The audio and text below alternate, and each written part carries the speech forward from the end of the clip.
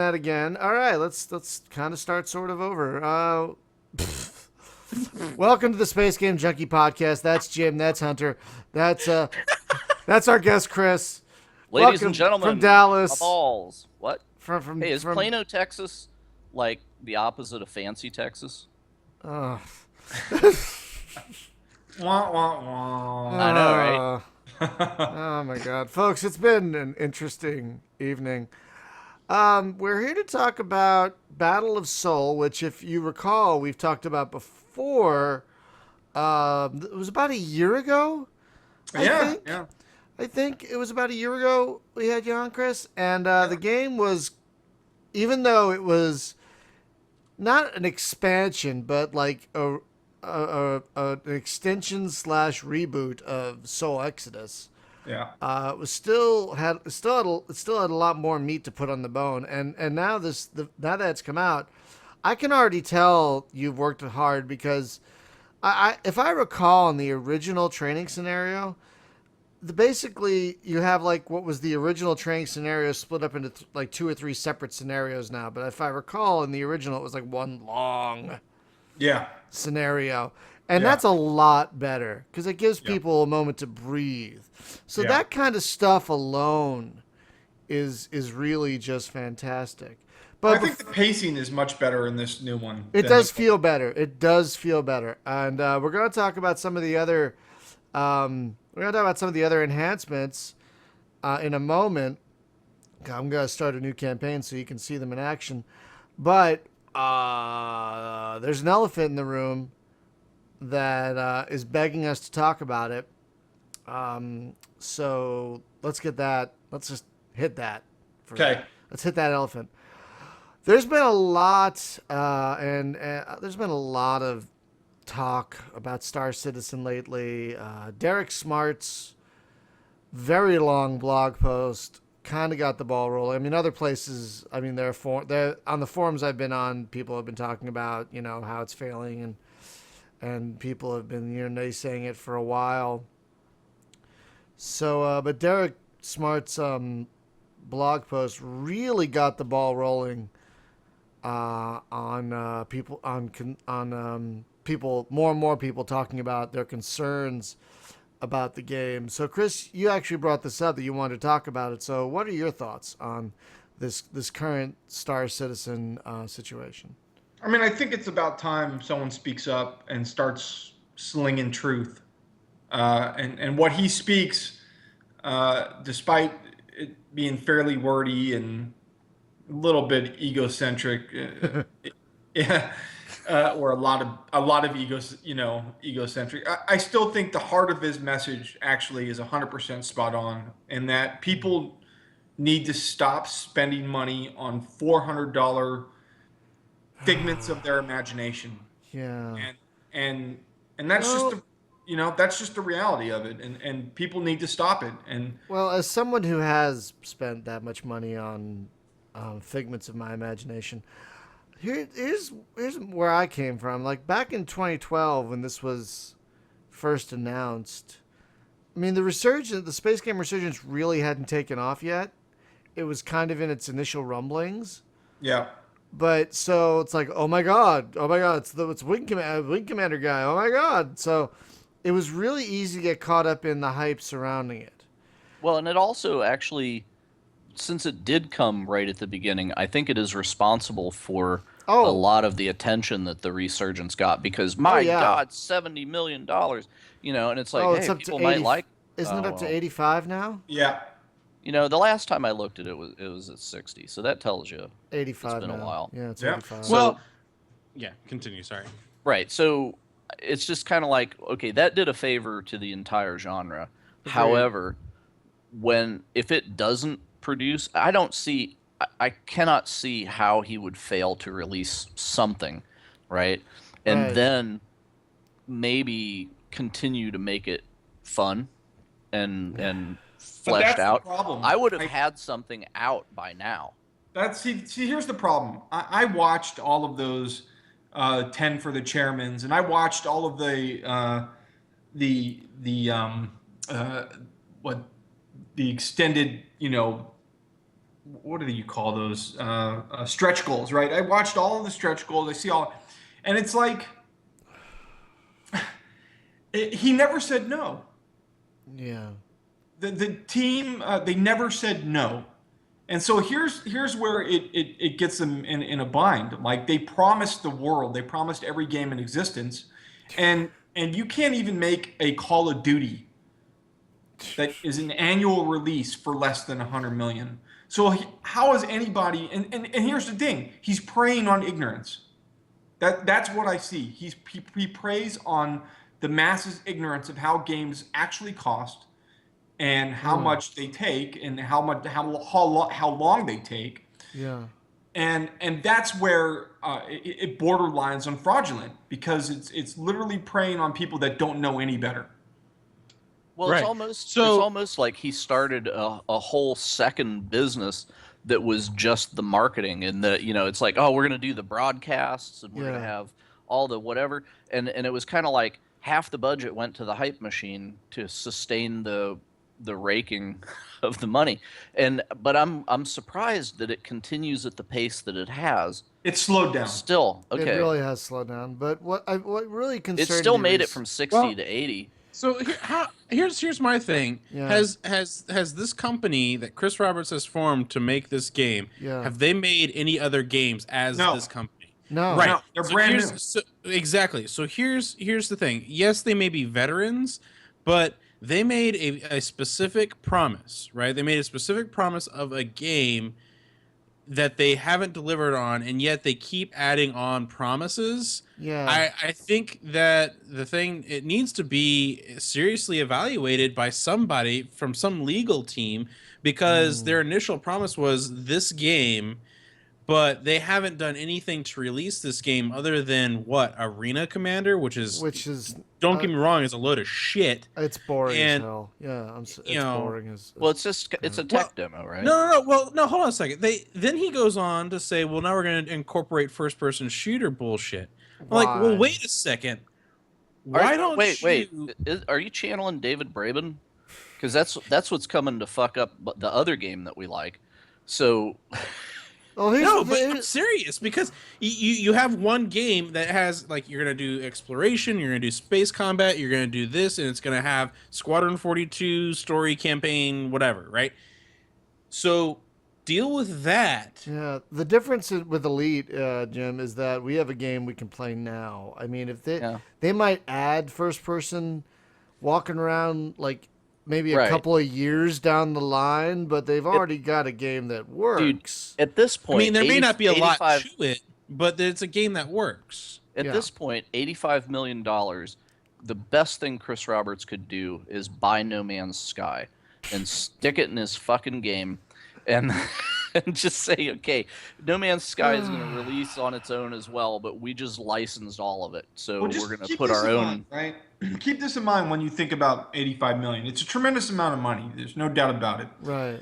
But also think about their burn rate. And from a person like myself who has run, granted small studios before. This isn't my first one. It's my second one. Right. I know a thing or two about burn rate. I know how expensive this industry is and how expensive running a studio is. Right. He's got 300 people across the world Yeah, on this. they recently opened a fourth office. It wasn't recent. It's been open for months. No, it was recently in that regard. I mean, they had the other offices for a while now, but the Frankfurt office is relatively new. Yeah, well, didn't they go to like a studio recently and shoot a whole bunch of cinematic stuff and Yeah, well, they like, went to some England. motion right? capture? Yeah, they went to a film studio in England and basically did a bunch of motion capture for Squadron 42. Now, Yeah. Squadron 42 is supposed to be out this year. We've And- heard and here's- we've heard next to nothing about Squadron. Yeah, that's 42. because like the FPS is fully integrated into Squadron 42. Oh, So people Which that are was saying supposed to that come the out of FPS is Max. on hold indefinitely. If that was the case, and I don't think it is, it's not on hold indefinitely. But if it was, that means there is no Squadron 42. It's that integrated. I mean, they've talked about it on their around the verses and stuff. So yeah. they're gonna. My prediction is that they'll release Squadron 42. It's gonna be a broken mess like Arena Commander was, That Ilphonic studio that's working on it does not have a great track record. No. And you can't just like magically you can't sprinkle Chris Roberts in and make a studio that's mediocre to great, right? That Well, doesn't work like that. and my own journey with the game has been very rocky. I mean, it started. I was very positive on it. I was a defender of it. I was like, this is going to be great. And then the stretch goals just kept rolling in. I think when they announced that you can get a fish tank as a stretch goal, I was like, Yeah. I don't know. But and it wasn't even this talent that left. That wasn't even the thing that bugged me. It was that a couple of weeks ago, on one hand, they announced the indefinite hold of their first-person shooter platform thing. On the other hand, they started taking orders for a $400 luxury liner at the same time. Yes. That really, I got to be honest, that rubbed me wrong.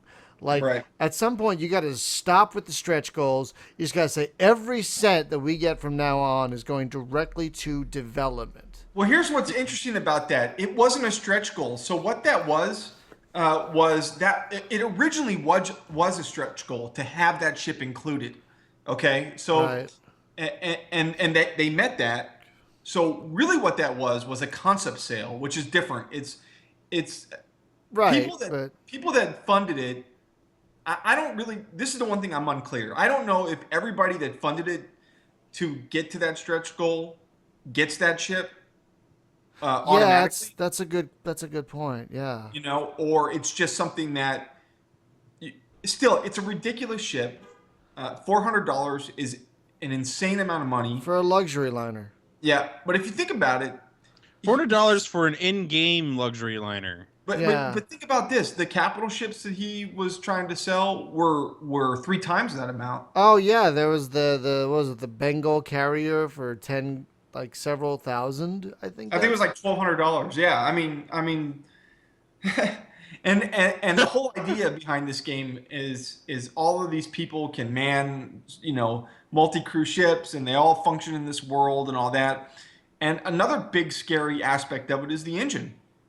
Far Cry 3 has never ever powered a game of this magnitude before. No, Crytek has never run a game of Well, this scope. Have you? And have you here's tried another to- problem. Okay, the Crytek guys, there's a little bit of nervousness about everybody that's using Crytek because they had a little shakeup in the Austin office Yeah. about a year ago, and I don't know how they have recovered because the guy that I knew that was there left in the like he got out the door right before the ceiling fell down. So Right. I don't know what the hell's going on with the whole Cry technology.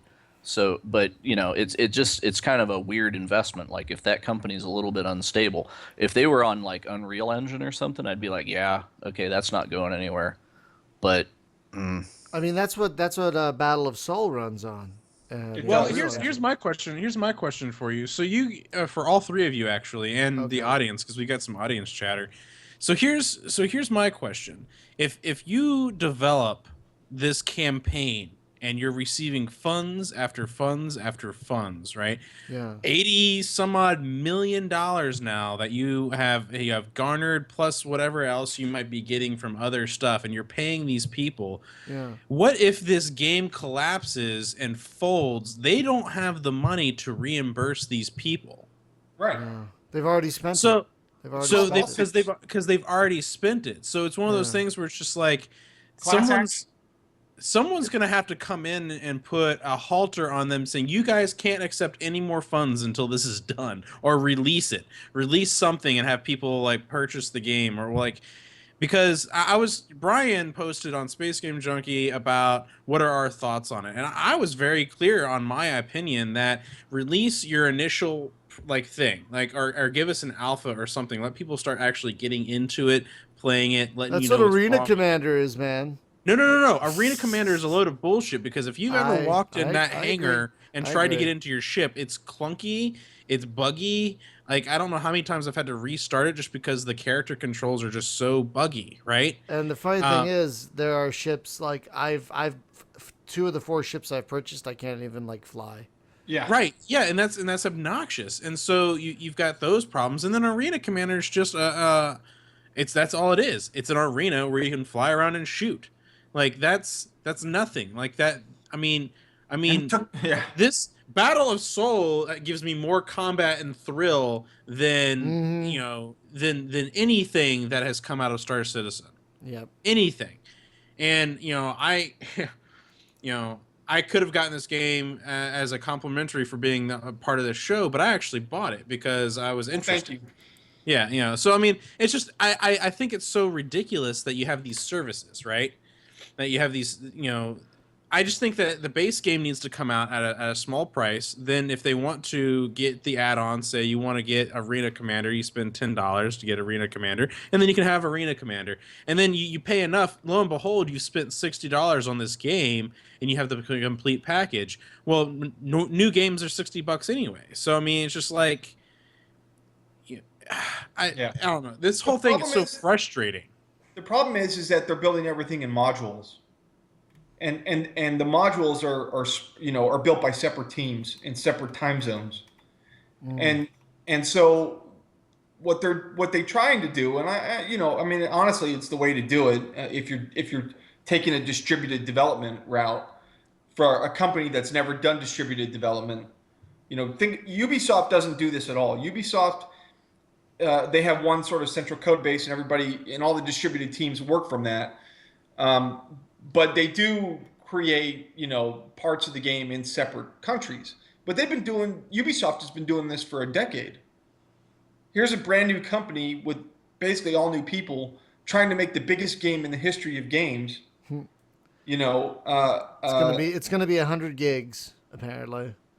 yeah, I Yeah, mean, 100 gigs. Jesus Christ. Yeah, they should sell it on its own SSD. Like it's a cartridge. yeah. Well, Arena Commander is 26 gigs. Like if you download the whole package, It's 26. that big. Yeah. I had no idea it was that big. Oh my gosh. That's because like you have to include every ship. Oh. So any ship in the game has to be included in the package. Yeah, I guess that's true. How else would it show up? So wait, if Arena Commander by itself is 26 gigs, how is the whole game going to be only 100 gigs?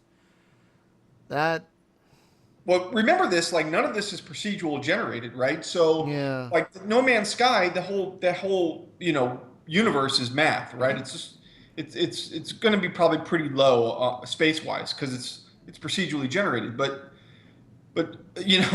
Star Citizen is hand built. Right, yeah. And they're promising 100 star systems, and I mean, there's just no way. They also promised you can run your own server. Like, Yeah. can you still do that? Who knows? I don't even. I mean, really, at this rate, right? They're not going to be done until 2020, 2021. And I wish they would have said that instead 2014. I think the honestly. solution is if they bring in somebody like Peter Molyneux who can get it done, then never mind. Well, I mean, like I said, I think what they really need to do is pull it back in, release their initial game, right? Just release like the Squadron 42 or whatever it is, or just like the exploration space universe, stuff. right? Just release that, right? And then make an expansion or make a sequel or make something, because Christ almighty, you're not going to get it. Like, if they don't launch, I said this too, I firmly believe if they don't launch Q1 of 2016, it's done. It won't happen. I guarantee It's not going to happen. They're nowhere near launching anything. Yeah. Yeah, everything is so unstable there. I mean, it's a mess, dude. It's just a complete disaster.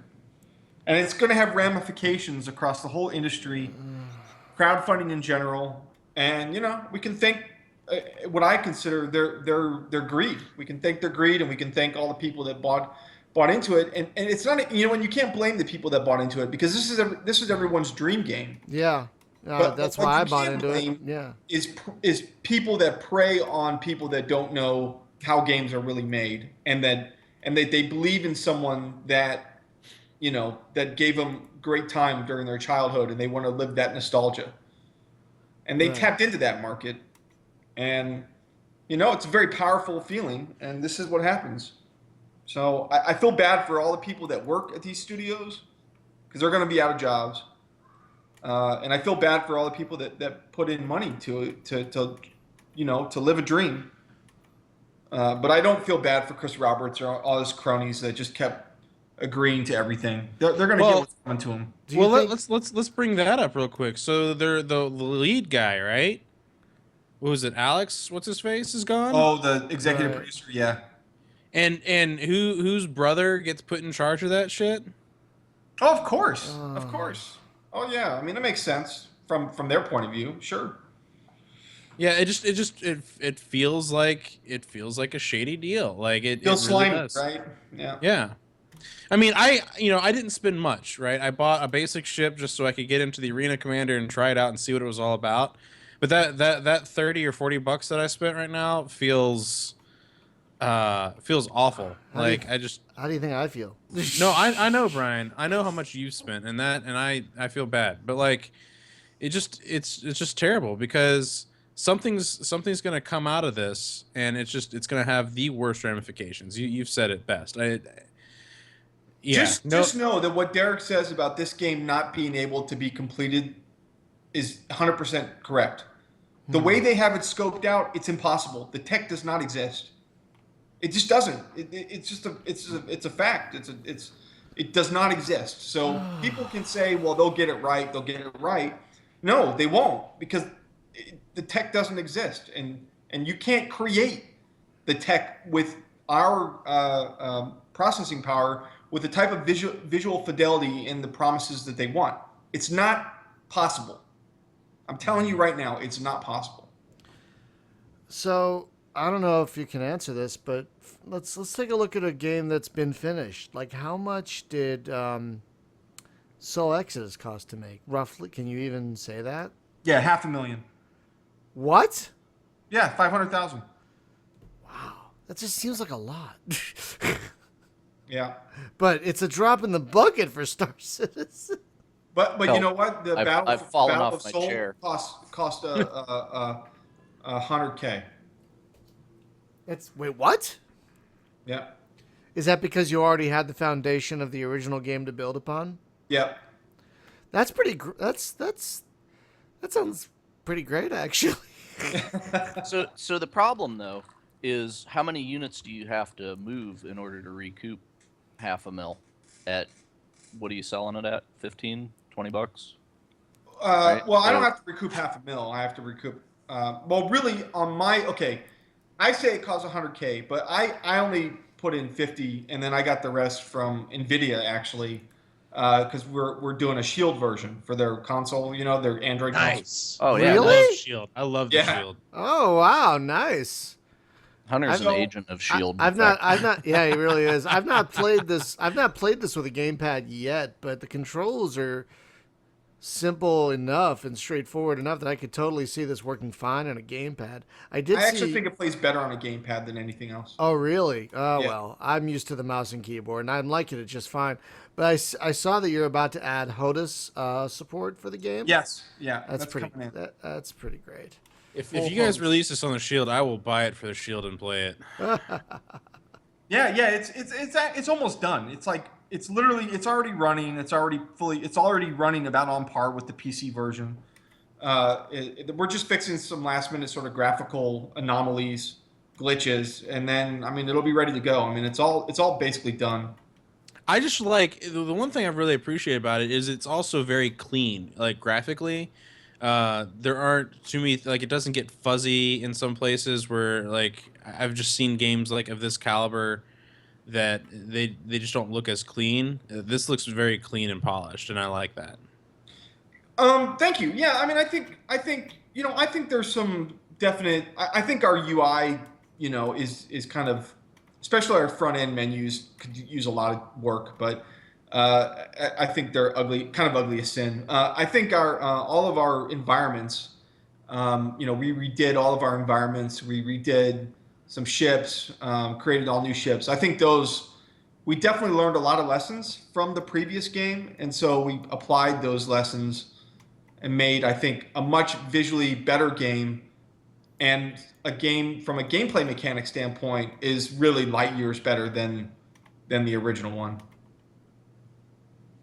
Yeah, it definitely feels better, and there's a lot that you've done that I really like. Like I told you how I feel about smart targeting. I'm such a fan of that. Now, how exactly does that work? That's a new thing, and I like it because it targets pretty much what you need to shoot at, which for a game with controls that are more on the simple side like this is perfect. How exactly does smart targeting work? Because that's probably one of my favorite new things. I mean, that's one of the things that I've been adamant from the very beginning, from Soul Exodus, that this game be playable 100% with a gamepad. I thought that's what, in my opinion, the space shooting genre, that's what would appeal to sort of the masses. Like I'm trying to bring the genre to the average person, maybe, Right. the average gamer. That's kind of like my goal for this, to create something not so simmy, easy to play, and you don't have to remember an entire keyboard to play it. Right. So, um, so smart targeting was sort of derived from that, where you needed a way to prioritize targets that the player would be interested in, and so it basically looks at like the mission. And, for example, if you have to protect a specific target and there are incoming missiles that are headed to that said target, smart targeting will basically, when you press smart targeting, it'll automatically target those missiles above anything else. Oh, beautiful. So there's Beautiful. no hunting around for anything. It just works magically. You need Uh, like a Jarvis voice in there. yeah, right. I know. It's yeah. I mean, definitely. And then of course, if there's a ship targeting you, and then those missiles are not present, smart targeting will instantly target the ship that's targeting you. Right. So it prioritizes based on the mission design, and the ships that are targeting you. So that's sort of how it That's works. beautiful. That's how it should work. 'Cause- It's just a simple button press, right? You don't have to, like I which is said, nice. Because I didn't want for people to have to memorize an entire keyboard to play the game. I mean, that was the goal from the original, and it just extended to make it better and more polished on this one. yeah, Looking like- at you, X-Wing. or And I love this Strike game, Suit Zero. Hello, Strike Suit Zero. You son But of a there's bitch. another.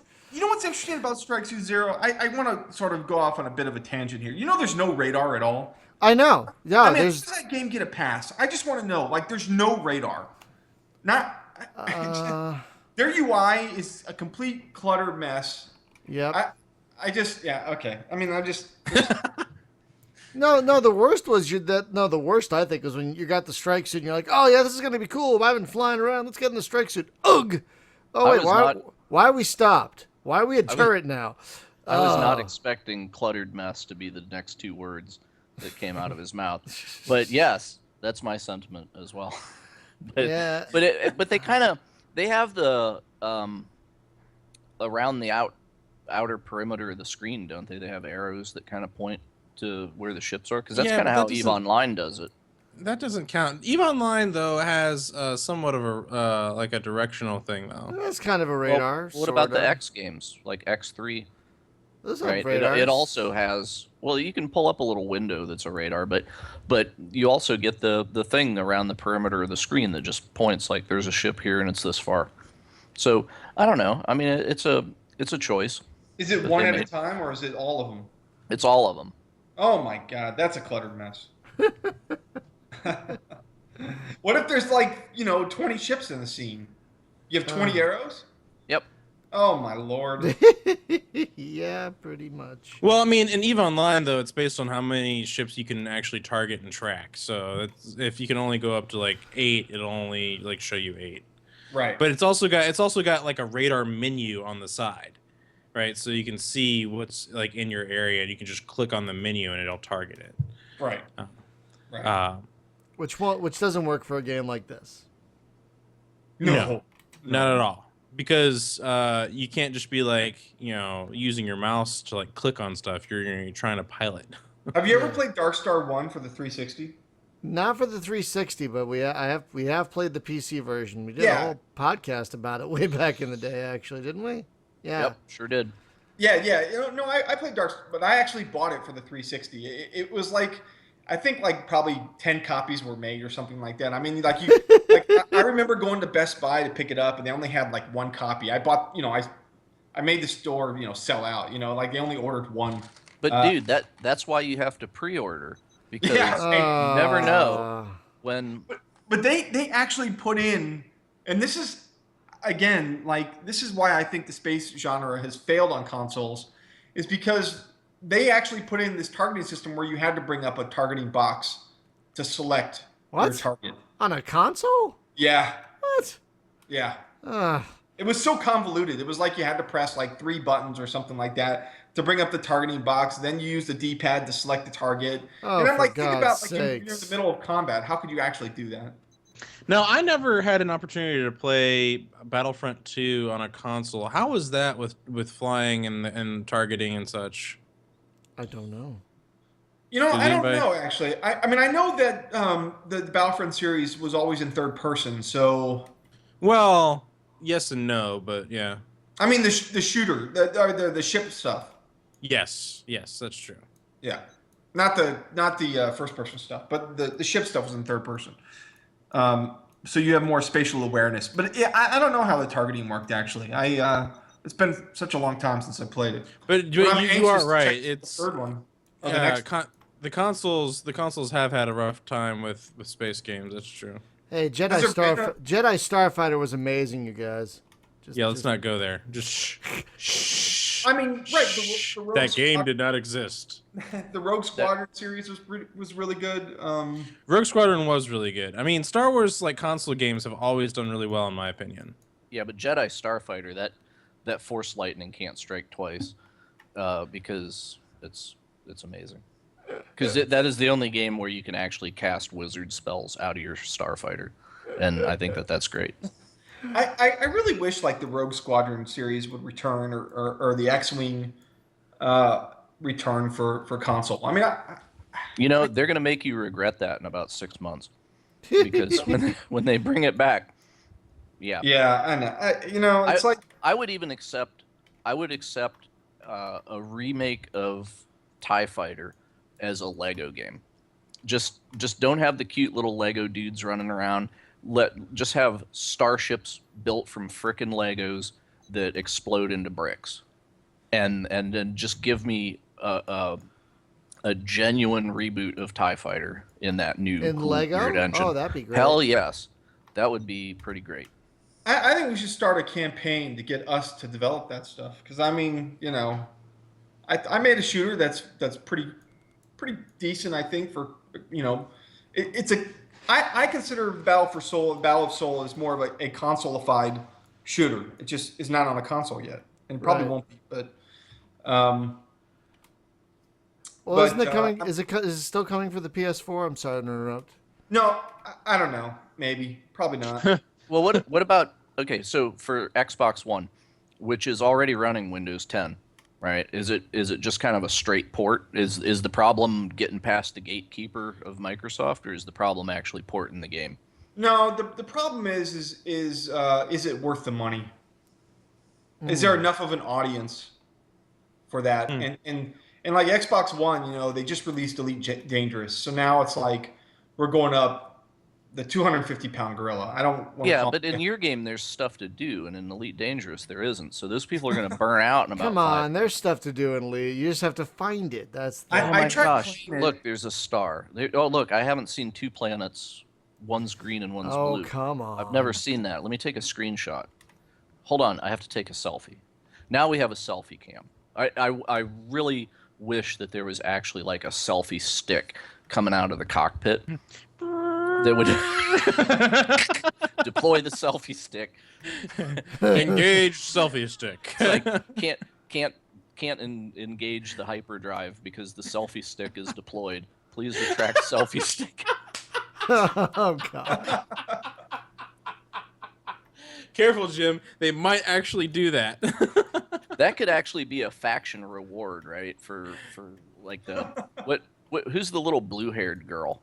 You could actually get like if you're like top 10 in the faction, then you get a selfie stick for your ship. Like a selfie stick module that you can install.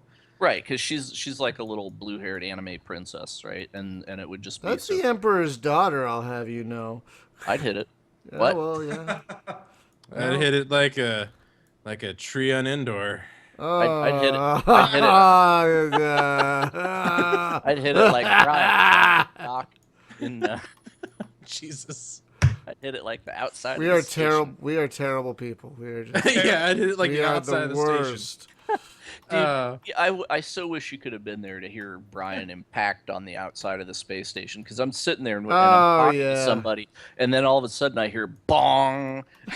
Brian comes That over was to Jump speak. Gate, He's though. like, That's not God Elite. damn it. Yeah, I know, but it was. Well, do you remember that one time Brian's got this saved as a highlight on his Twitch channel, where it was just like I boosted into the station, and all of a sudden you just see me like hit the back, tumble, and explode, and all I do is just start laughing. And Yeah, you cussing. thought Yeah. you were being all clever and slick and shit, and all of a sudden you're like, oh, I thought Like, you oh, had crap, the oh, landing crap, oh, gear and crap. I thought you had the landing gear and the afterburner keys mixed up or something. Hey, if you really want to screw with somebody, that's what you do. You remap the landing gear to the Oh, afterburner yeah. key, and feel like I'm dropping Landing the gear. gear. Oh God! What? No. I mean, whenever you hit. Oh yeah, it would work both ways, right? It just depends on which one they need to use first. It'll get them killed either way. But my problem with Elite, and I'm going to say it again, and I'll try to keep it down to like 5 times this podcast. There is no challenge in that game.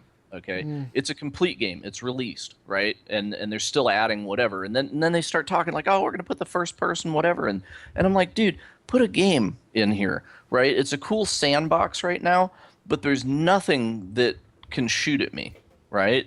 I get interdicted by a pirate or something. I cut my engines and pull out my guns, and I'm just like, one less pirate coming up. Because so I the can thing with kill MMOs, anything. right? Well, here's the thing with like MMOs or massive online games like this is like you play them, you get a mission or a quest, whatever it is, and it's go here, kill this, come back, get money, go here, do this, get money, right? yeah. So they have that, but the way in which they do it is so confusing. Like it's like go to this system and assassinate this guy. Okay, so you're in the system. Where is he? I have to scan down all of these unidentified signal sources and like try and find the one that he's in. And I could spend 30 minutes trying to do it, but I only have like 45 minutes in order to like kill the guy. Right, So it's but just like well, the there's other problem, there's no identifying like this is the signal source you got to go to. right? But the other problem is, and maybe they fixed that, right? Because it used to be that in that half hour that you would be scanning dudes looking for that one dangerous guy. I have already killed 15 anacondas in the res, and I have made like $2 million, and you have just made like 100,000 for hunting all over the place looking for this guy. So therefore, that shit's invalid, right? And Right, exactly. it would be like, you know, in EverQuest, like go out and kill 100 rats and bring me their tails. Oh, here's $1, right? So like, no, it just doesn't work for me. But now we went to a high intensity res. You weren't there, Brian and I did. We went to a high intensity res, which is supposed to be scary now, and we were in like low security space too, man. We tried to find like the shittiest place to go and get killed, and we jumped in there, and all we're seeing is sidewinders. It's like trying to go to Detroit and all you see is bears, you know. Yeah, Sorry. Yeah. Yeah, basically. the bears. The What? Bears. But I don't know if there was Ditka in space. it was all sidewinders and eagles, maybe a cobra. It was like, what is this? Yeah. Brian, since you've been playing it, what have you been using like the ETS system, the energy management sort of subsystem stuff that we put in? Yeah, I've been using that a lot. That's a new thing as well. Thank you for getting to that. Because the original game did not have that, if I recall. No. Right, but now you can transfer energy from afterburners to weapons, or weapons to afterburners, or you could take energy from both and like do a quick health regen Yeah. to keep you in the fight, which is nice because I remember in the original game there were a lot of times where I was like at 2% health. I was like, god damn it, I just want to finish this mission. Yeah. So is putting the stuff into health, is that like a reset? Because you have it in engines or you have it in the weapons, right? And then how do you center it again to to balance everything? Because I Yeah. was So the looking over way the keybinds. Yeah, so the way you so when you basically deplete all your energy to restore your health, and then you alter the regen rates. So the way you can the way you can quickly gain back your energy is basically alter your regen rate of your weapons or your afterburners, and then when you alter one, it reduces the rate. It actually slowly lowers the regen rate of the other. And so the trick is that you basically you increase like your weapons regenerate, let it go all the way to the top, then increase your afterburner regenerate, let that go all the way to the top, and your weapon regenerate will decrease a little bit, but that's how you gain sort of both of them back. Because by themselves, without increasing their regenerate, they regenerate at a much slower rate. Oh, Okay, I see. gotcha. So so it's basically, it's not like X-wing where it's like I put points into this No, to no, set and then it stays. Okay. it's a thing where if you hit this one button, you're taking energy away from your weapons and putting them into your afterburner, and vice versa. Yeah, but it actually increases the regen rate. So basically, in a sense, it is kind of like X-wing, because in X-wing you can basically dump all of your energy or dump all of the regen rate into weapons at the expense of your shields. If you notice, like in X-wing, if you divert all of your power into weapons and you fire, the weapon regen rate will be much higher, right? And then, but it'll slowly deplete your shields.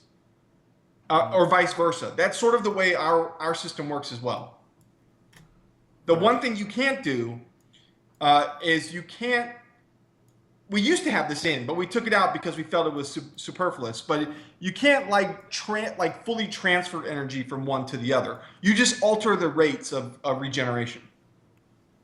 Oh, which is good. Yeah, I dig it. Oh, But you can, but to heal, right? To heal to restore your hull integrity, you do transfer energy from both systems. That's the cost of healing. right, exactly. Yeah, I noticed that. I really do like this system.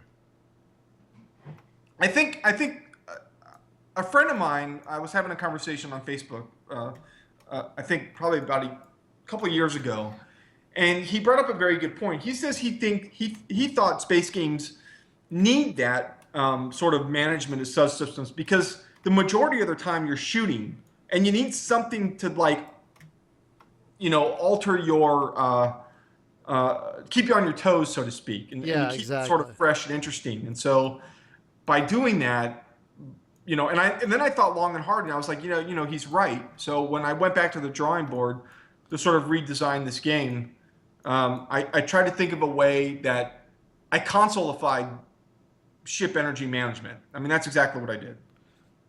And that worked. It makes sense. It's very simple. It's very straightforward. I mean, I don't know if the X-wing system would work well on with just a gamepad. I mean, it kind of works in Elite Dangerous well enough, but not. Yeah, but with Elite Dangerous though, it's pushing the thing in a direction, right? So like I tap my hat on my HOTAS, one of my the hat on my joystick, right? Yeah. I just tap it in the direction that I need more energy in what system, and I don't have to I don't have to hit F9 to level this one up and then F10 to get that one to go down to 0. I'm not cycling through 3 different subsystems. I have one button that cycles all of my subsystems. And I think for a controller and a game like this with a mouse and keyboard, having a single button makes perfect sense. Where, you just Oh! Did you blow something up there, Brian? I got blowed up real quick. I got blowed up real quick. Where you have a single button that does the thing. So I just push R whatever, and it recharges the one thing. I push Yeah. T and it recharges the one thing. I don't have to like cycle it through Yeah. and then cycle the other thing down. And it makes sense just to have it makes sense. So yeah. Yeah, it keeps it simple, right? So and another thing, like on a gamepad, when you're playing with a gamepad, this is why I find gamepad a little bit more engaging than mouse and keyboard, in a sense that with mouse and keyboard you have everything accessible to you right away, but with gamepad you actually have to take your thumbs right off of the flight stick. uh, if you have default controls, you have to take it off. And so for that momentarily, for that moment that you're recharging your rates or healing or whatever, your ship isn't, you can't move your ship. I mean, it's like, that's the trade-off. Now, of course, mouse and keyboard, there's no such trade-off, or even joystick, there's no such trade-off. But I find when playing with a gamepad, there is that split-second trade-off, and you really forces you to think about when you can heal and when you should when you should alter the regen rates. So Yeah, I'm actually gonna have to go back in now and try this with the gamepad because that sounds. Yeah, I'm gonna have to as well. It sounds like it's a lot of fun, especially if I'm gonna pick it up on the Shield. yeah, with the shield, yeah, I mean that's the only way to play it. But and then we added countermeasures, which I thought was actually a late addition. We didn't have them for majority of development. The only way to down missiles was to homing missiles was to go into slide and basically shoot them before they hit you, and that was like the old game. But we put in countermeasures to provide another method of getting rid of missiles without having to while staying locked onto your current target. And so you have that choice. You can destroy it if you want, or if you're in the middle of combat and you want to just take out one target and focus on that one target, you don't have to deviate from that target when a missile is locked onto you. And it actually allowed us to speed up the missiles considerably, and make them a little bit more potent, because you can't run it, you can't out boost from it, but you can divert it if you time it perfectly. So not even that perfect. It's just within a sort of a range. You can deploy your countermeasure and get rid of it. I find it a very actually pretty exhilarating experience. I have not. I don't think I've used the countermeasures yet. Honestly, I don't think I've had to. But You will. Oh yeah, I was about to say that's coming. I'm sure it's on the way. So yeah, and then the other thing we did right is we just increased the game length across the board. So, the old game, right? I think it was like 7 or 8 missions, and now we're at 21. Oh, nice. Yeah, the old game was a lot shorter. Yeah, Yeah. definitely. So I think we're like 4 to 6 hours. I see average playthroughs from people at 5 hours. And I've gotten a lot of feedback that people are playing through it in one sitting, which is pretty amazing to me. Ooh, that's pretty good. That's pretty good. I could see that because you want to just keep playing because the missions. See, this is the problem with Strike Suit Zero, and I have to say the original version of the game, where like the missions just keep going. It's like, okay, I need a break. I need to like breathe for a second. God, but now it's like you can walk away for a second. And I also like the checkpoint system. I don't recall the original game having that either, because I just died and I was like, oh, I don't have to start from the beginning. That's nice. So now, we actually patched in a checkpoint system in the original game. Okay. We did, but here, yeah, I mean, we made it a lot better and a lot user friendly, and we don't want players to have to play through large sections of the game that they already played through. So no one likes doing that. So yeah, it was just sort of like one of those modern console type conveniences. Yeah, it's like nobody wants Dark Souls in space. That's Yeah, no, not really, no. so we respawn everything. So what game engine is this again? It's Unreal 3. Unreal 3. Okay. Now, how moddable is this game?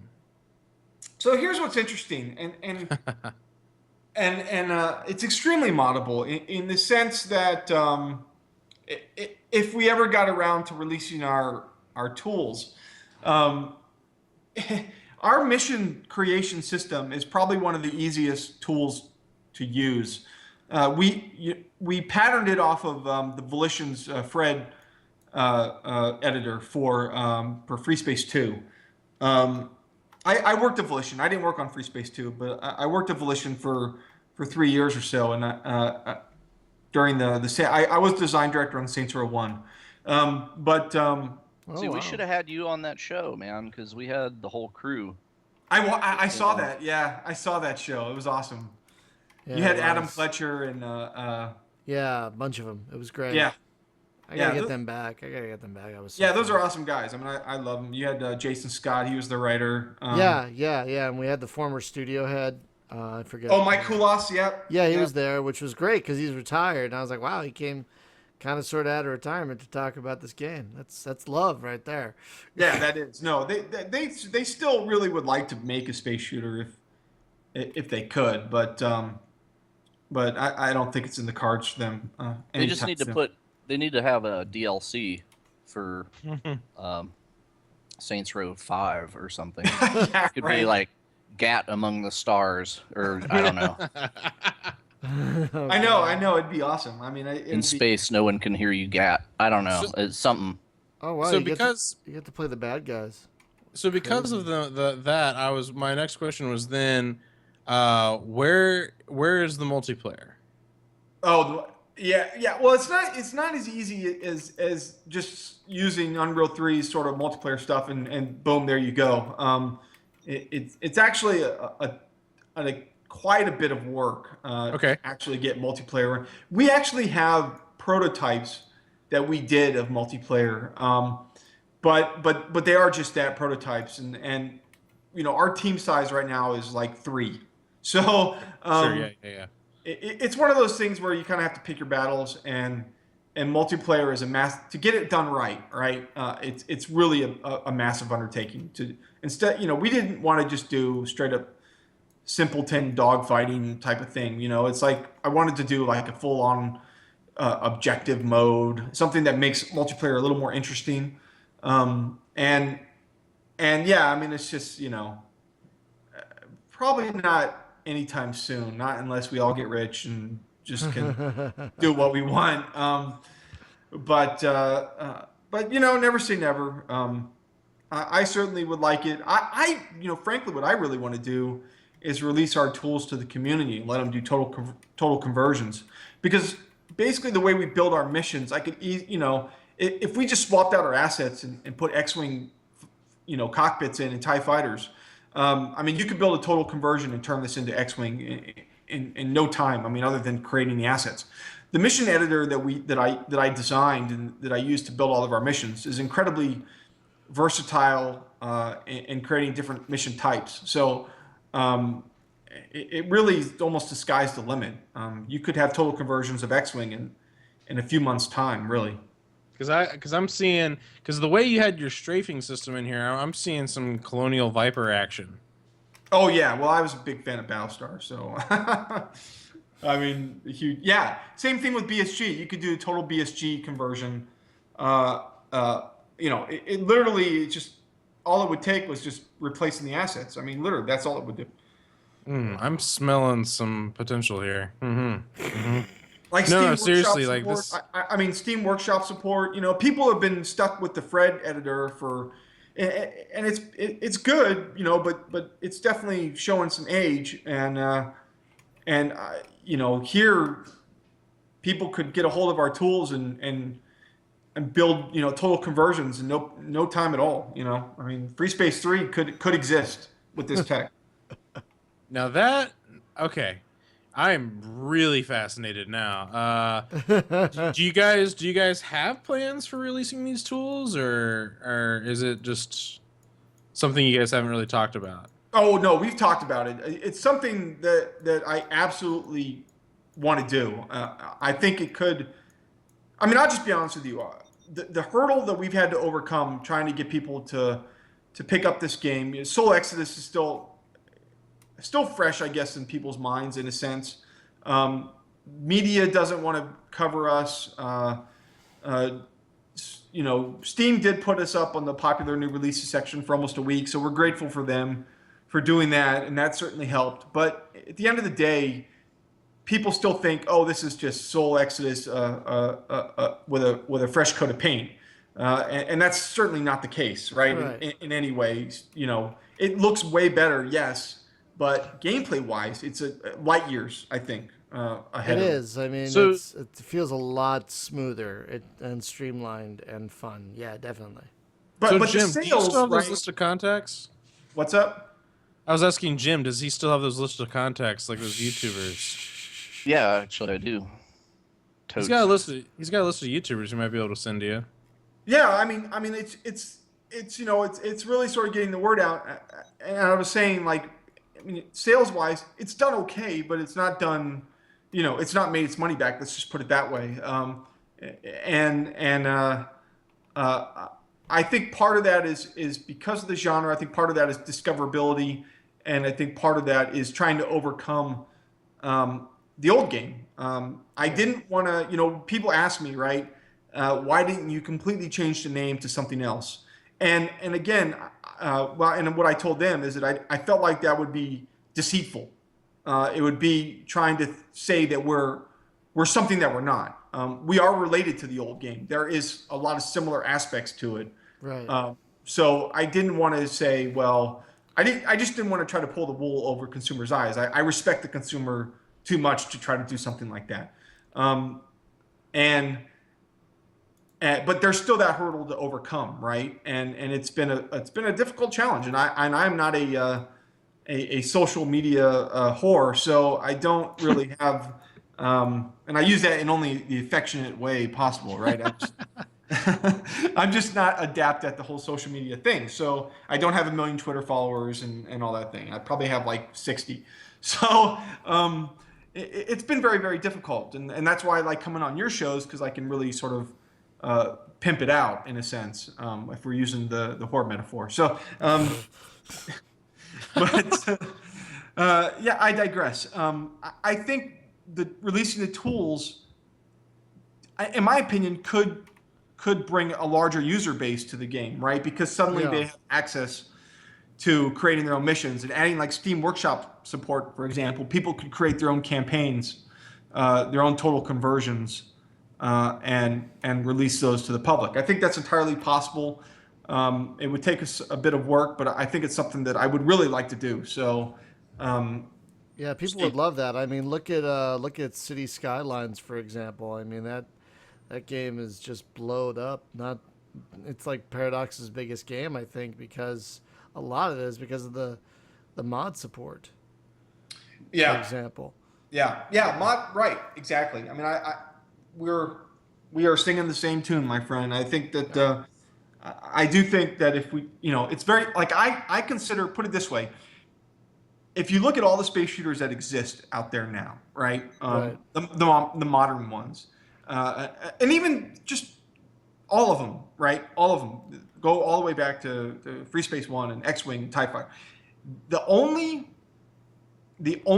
one that has gotten total conversions has been Free Space 2. And the only reason why they did that is because they released their source code and they released their tools. Yeah, exactly. And there's been no other ones that have. Yeah, I think X-Wing Alliance didn't get total conversions like campaign style stuff, but they did have a lot of like custom models to where you could do your own scenarios. But you're right, Free Space 2 is the only one that did get total conversion.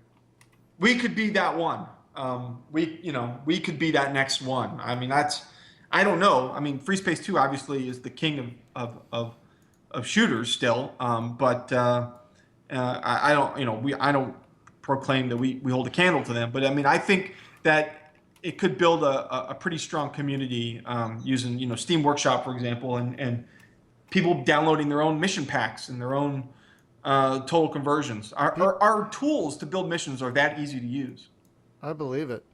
I totally believe it. And because people love that sort of stuff. I mean, there's a reason that all these super, like Bethesda, for example. I mean, look how I mean, their games are pretty, expansive to begin with, but I don't think people would still be playing Skyrim No. on the PC if they couldn't mod the fuck out of it. So, Yep. You're 100% correct. so I am a huge fan of, because that would, like you were saying, that would definitely differentiate you from a lot of the other space sims out there.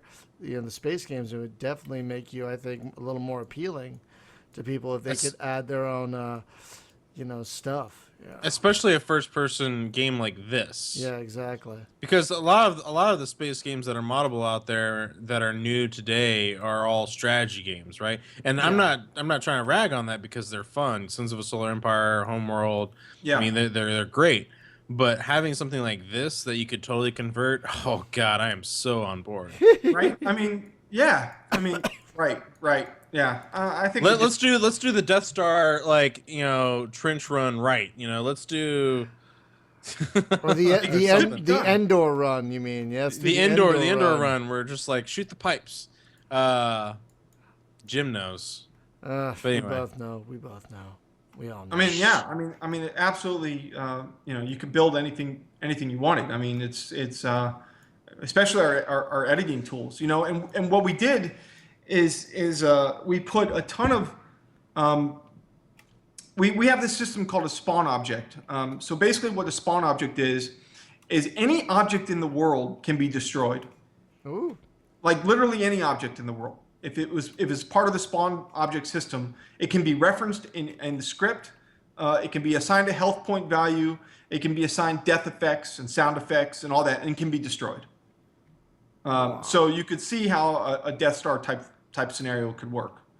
It's that extensive. Like it's kind of amazing. We have an entire not only persistent ship system where ships will carry over their damage from mission to mission, but we have branching where you could branch and do crazy Walking Dead type of scenarios where you're choosing one thing or another, and then that branches. Oh, really? Oh yeah, we have all of that functionality built in. The reason why we didn't do it is just purely scope and time and money, right? But so let other people do it. But yeah, dude, we have release those tools.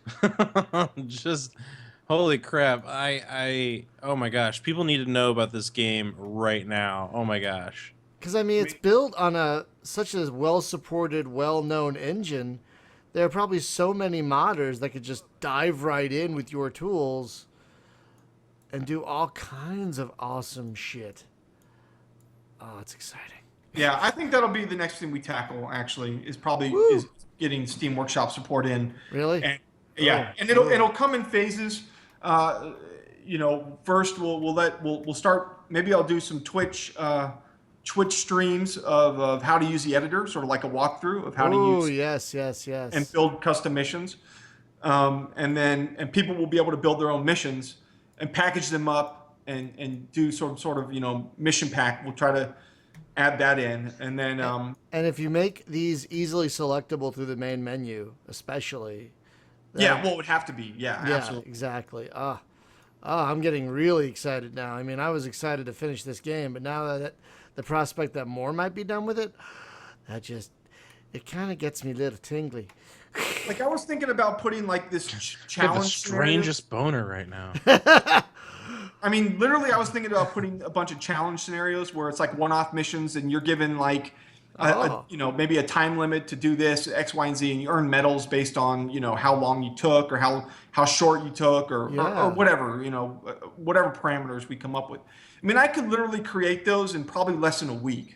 I mean, it's that fast. I mean, it takes iteration time to really get it right? Like all these missions all the missions in the game have probably been iterated on, I would say 20 to 30 times. But nevertheless, like a decent sized mod team could take our tools and basically recreate, do a total conversion of X-Wing in literally no time. I mean, we should hit up those Phoenix guys who do tons of mods for Homeworld. We should call David Westman right now because I have his phone number. So, dude, hey. Okay, I don't want to go there. Never mind. Okay, I will go there. I fired him. Anyway, Really? yeah. What? David Westman, it's your old boss. I gotta tell Yeah, you. that's it. Let's drunk dial Dave after we No, after we no, drunk dial. no, no. Patreon Plus. like- Patreon Plus. I like Dave. He worked at Volition for a while. Here's my issue with Dave. Is he claims that he was the lead designer on Saints Row, and he was for 2 months before it was ever called Saints Row, before he got demoted and then was eventually fired. And so, and during that whole Starfighter campaign, he publicly brought acknowledged and said that he was a lead designer, and it was bullshit. I mean, for 2 months, I mean, and how does that qualify as being anyway? But and then He got to sit in the chair. yeah. So technically speaking, I guess that is correct, But but the Starfighter Inc. thing that they're doing, right? Because it's like I talked to him. I did kind of a pretty lengthy chat with him. I listened to that. Yeah. Oh, That was thanks. good. That was very good. And so what I'm looking at when I see that, well, first off, I think that perhaps the arena thing, it's not really messaged the way that it could have been, because people look at MechWarrior Online, World of Tanks, stuff like that.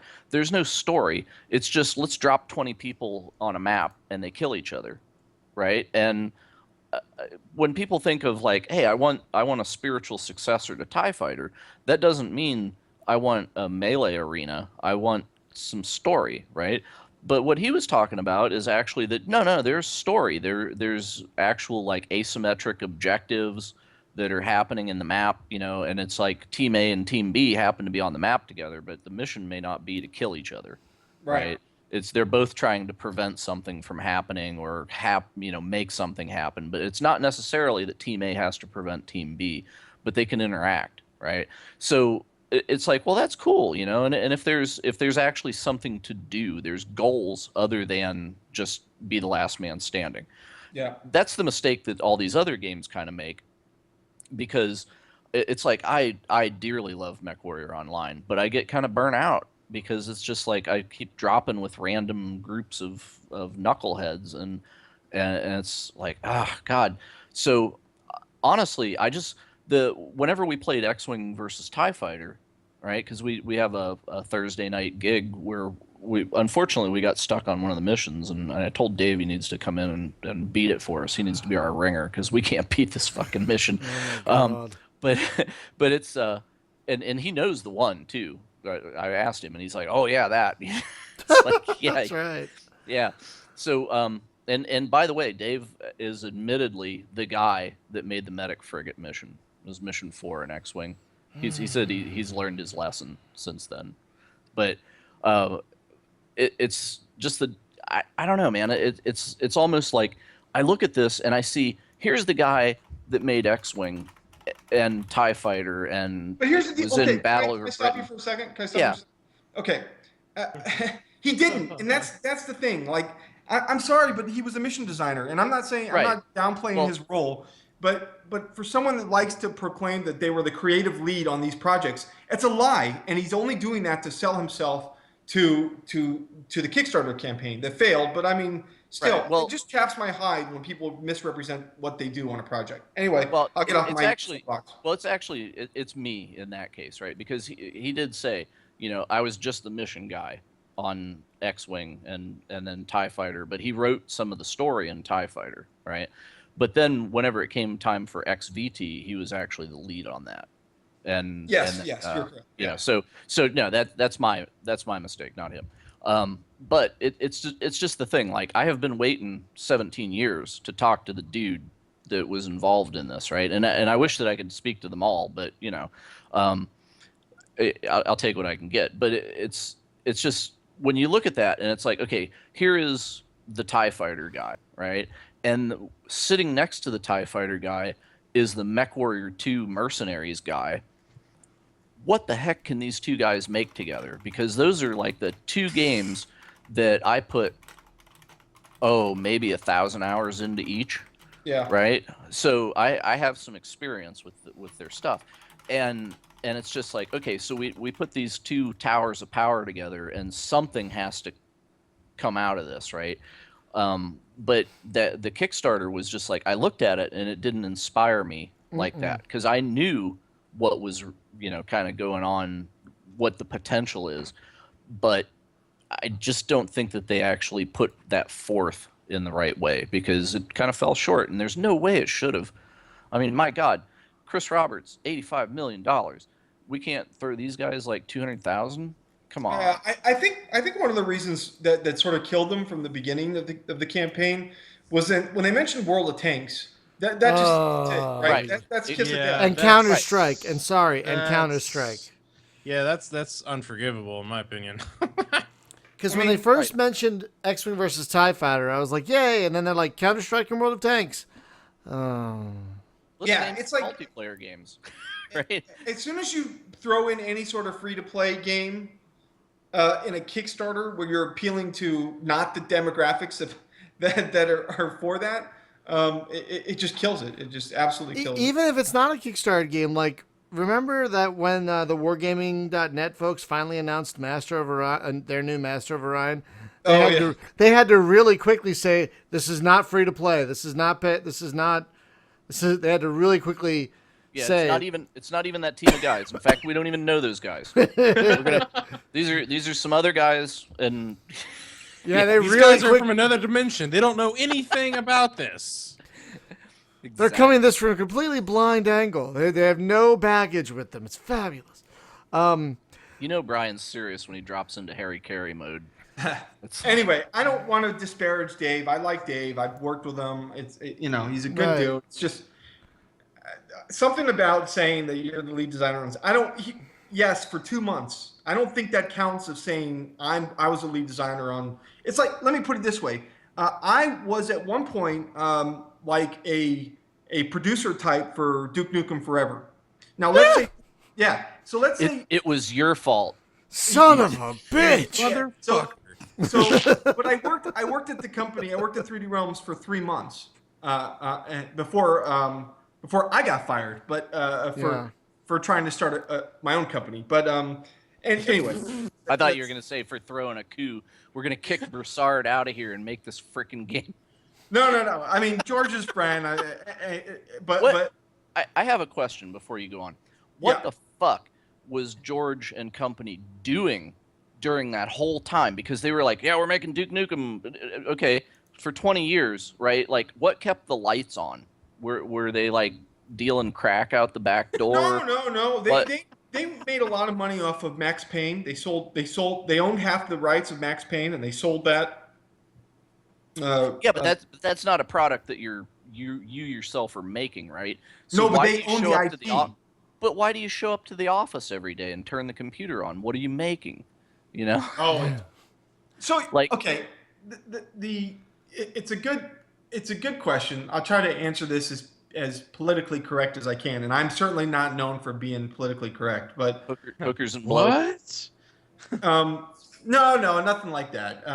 It was along the lines of, and I was only there for 3 months, but Bring daddy some sugar.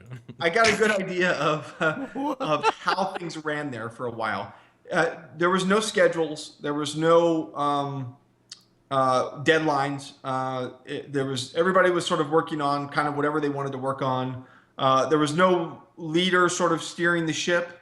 And How long were you at Valve? It's like, so what are we doing today? the difference is that at Valve, if you're not actually contributing, you're fired. Like there's no.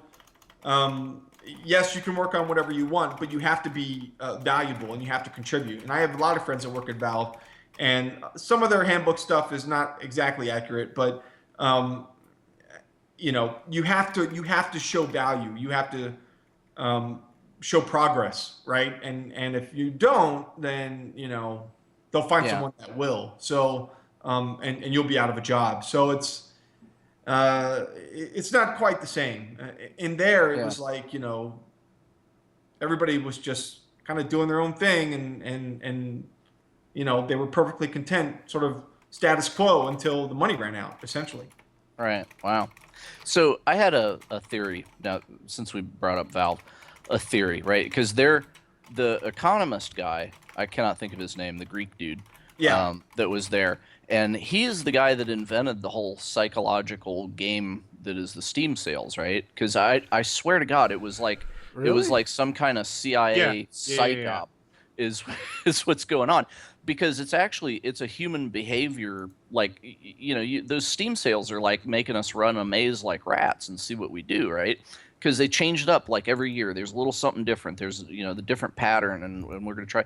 And yeah, so I noticed this year now that he's gone, it was actually kind of different. It was just like a normal thing. There was no weird gimmick. I mean, they had the monster thing and the clicky, yeah, but it wasn't as insidious as it has been, with the whole like the switcheroo and like, oh, You're we're on gonna this have it team, cheaper you this guys can day. win like $100 worth of games, or No, get- no, I mean just the thing of like playing peekaboo with a price, right? Like today, this game's gonna be $9.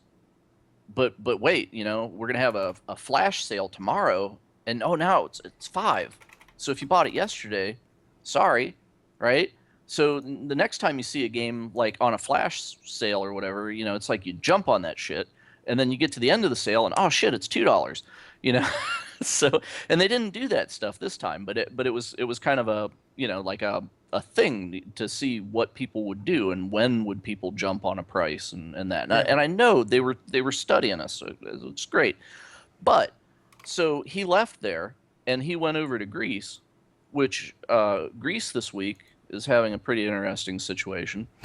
And and I was thinking about how he could employ the Valve connection to fix Greece, and he could do it overnight. So what they need to do is say that you can pre-order Half-Life 3.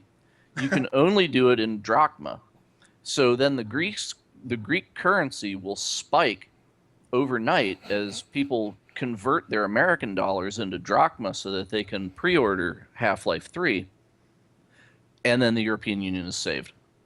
Thanks, I'll be in town all week. Sounds like snake oil to me, son. I'm You serious, must be man. We some could fix kind it. of you must be some kind of witch doctor or something. I know, right? Let's run them out of town, people. I don't know where that No, came from. Sorry. I don't know, man. I just Too bad I think- Half-Life 3 is never going to happen. But hey, I know, because Half-Life However. 3, it makes no money compared to just being Valve. that's right. Yeah. From a business point of view, it makes 0 sense. They should just let somebody else do it then. But they well, would, I they guess. let a whole group somehow remake the original Half-Life and sell it on Steam. Yeah. Wait, what? So What? And they're not even done yet, though, right? Yeah, they- that's well, that no, Black they're not. Mesa. But they're still. What's going But- on? it's but in early yet- access. But yet it's still on. Like Valve's not doing anything about it. It's its own game, and they're charging money for it. Yeah. Well, they got And it- Valve's blessing, though, to do that. But still, like if they can do that, then What? clearly there's hope that they just bring in some other team to make the last, finish what you started game. So Well, So well, yeah, I mean, remaking a game and just basically putting in all new assets, it's still hard work, right? But you have a blueprint there, right? You have basically guidelines, and it's a lot easier to just sort of remake assets and plug them in than it is to build something from scratch. You know what I'm saying? Like, and yeah, to- but they to got a Valve's writer. fault. They got a writer there, like Eric Wolpaw. What's he writing? It's like there's nothing for the guy to do. Is there I any don't dialogue understand. in Dota? I don't know. I've haven't never played- like played it. characters I've- that say stuff, but Yeah. not like a story. Yeah, Right, it's- I mean- right. I mean, I'm waiting on the second coming of GLaDOS or something to come out of him, and I don't know. He doesn't. They're not giving him a canvas to paint on, and he's I good. too, I too would like to know because I have a good friend that's also a writer that went there. He was he was my lead writer on Saints Row 1 and ended up being the creative director of Volition for all of the secondary Saints Rows or all the subsequent Saints Rows. And he actually got a job at Valve and just to writing again. So I'm really curious what what they're working on. But I mean, I've been told by many people that Half-Life 3 is not going to happen. But maybe it will, and they're just keeping the secret of a lifetime. You know what From I what you know what I I would read do? from I would say Half-Life 3 on Steam OS only. Go get your Steam box. no. So here's what We I would have heard read that by now. from Gabe. This is coming from Gabe apparently. According to an interview I was reading with him, he said Half-Life 3 could have happened if the people that work at Valve decided they want to make it happen. Like he'd have to have like enough people that came to him and said we can do this, and then they would do it. But apparently, since no one's been coming to him going like, "Let's make this game," they're not doing it. What? Then we need to fire everybody. Which I'm thinking, like, if that's What? true, then something's wrong because, yeah. But they're the original, right? They're like one of the originals to like make promises and then not deliver, because they talked about, you guys remember all this with like Half-Life 2, and there was going to be an episodic, it was going to be 3 episodes, and yeah, they never delivered on that. Yeah, but they never forced you may have people to forgot, pre-order but them. Petridge Farm didn't. So Right, but I mean, the difference is that they never forced people to pay money to fund the development of those games. So no, Did you but ever- they didn't need to, because they were making money hand over fist with like everything else that they were doing. oh yeah. Did you get the achievement for launching the gnome in the rocket? Yes. Because okay, you sick bastard. What? There was an achievement in episode 2, was it, where you had to launch a rocket, and there was a garden gnome like in the room that you start the game in, right, or very close to the beginning. There's a garden gnome, and you could pick it up with the gravity gun and carry it, but you can only carry one thing with the gravity gun. So you would spend the entire game, put the gnome down, fight the monsters, pick the gnome back up, walk down the road. Right? What? And you had to drag this frickin' gnome along through the whole game. And then when you get to the end where you can hit the button and launch the rocket, the door is open, and you pitch the gnome in, shut the door, and then launch the rocket, and you get an achievement. And that's the only way to get it. YouTube it. What? That's kind of And- what? Dude, it's sick stuff like that it's like, my God, can we please have Half-Life 3? Because the minds that put that in there, right? I agree. Like these sinister bastards, they need to make something. There hasn't been and- a truly great shooter since Half-Life 2, in my opinion. Although, did you see the like director cut of Half-Life 2? Because they went back and like retextured the whole thing, and it looks amazing. I don't know, Really? did they do the episodes as well? Didn't I'm they do not like sh- little not sure. video logs or something for that? They well, that was a whole nother thing, right? Where they released the episode, and then like every couple steps there was a thing to click on that was like the developer commentary. It was like picking up audio logs in the Yeah, game. dev commentary. Yeah. More games ought to do that, actually, because games seem obsessed with leaving audio logs around, like ever since System Shock.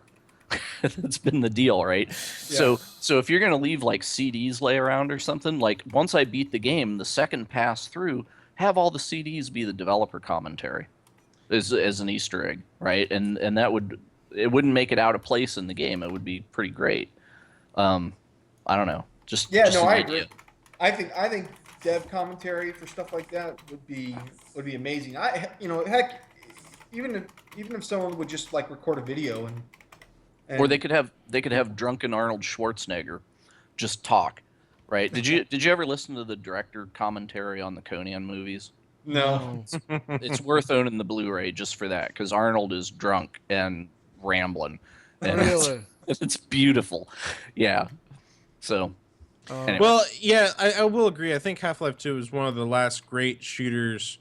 I mean, story-wise, to ever come out. I mean, if you want to go console, I could give the original Halo trilogy some love. But What about Stalker? What about Metro? What about Singularity? What about? There have been some. good ones. those were fun, but they didn't grip me not near as much as Half-Life 2 did. Oh, I've never played there- Half-Life 2, so I There don't was know. something about the story. There was something about the characters. There's like just something about that world that made you just love it. You know, I was compelled to finish that game, and I don't finish games.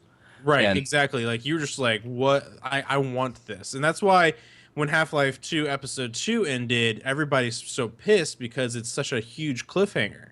Oh, Yeah. really? Yes, it is. It is a massive cliffhanger because Oh, it's crazy.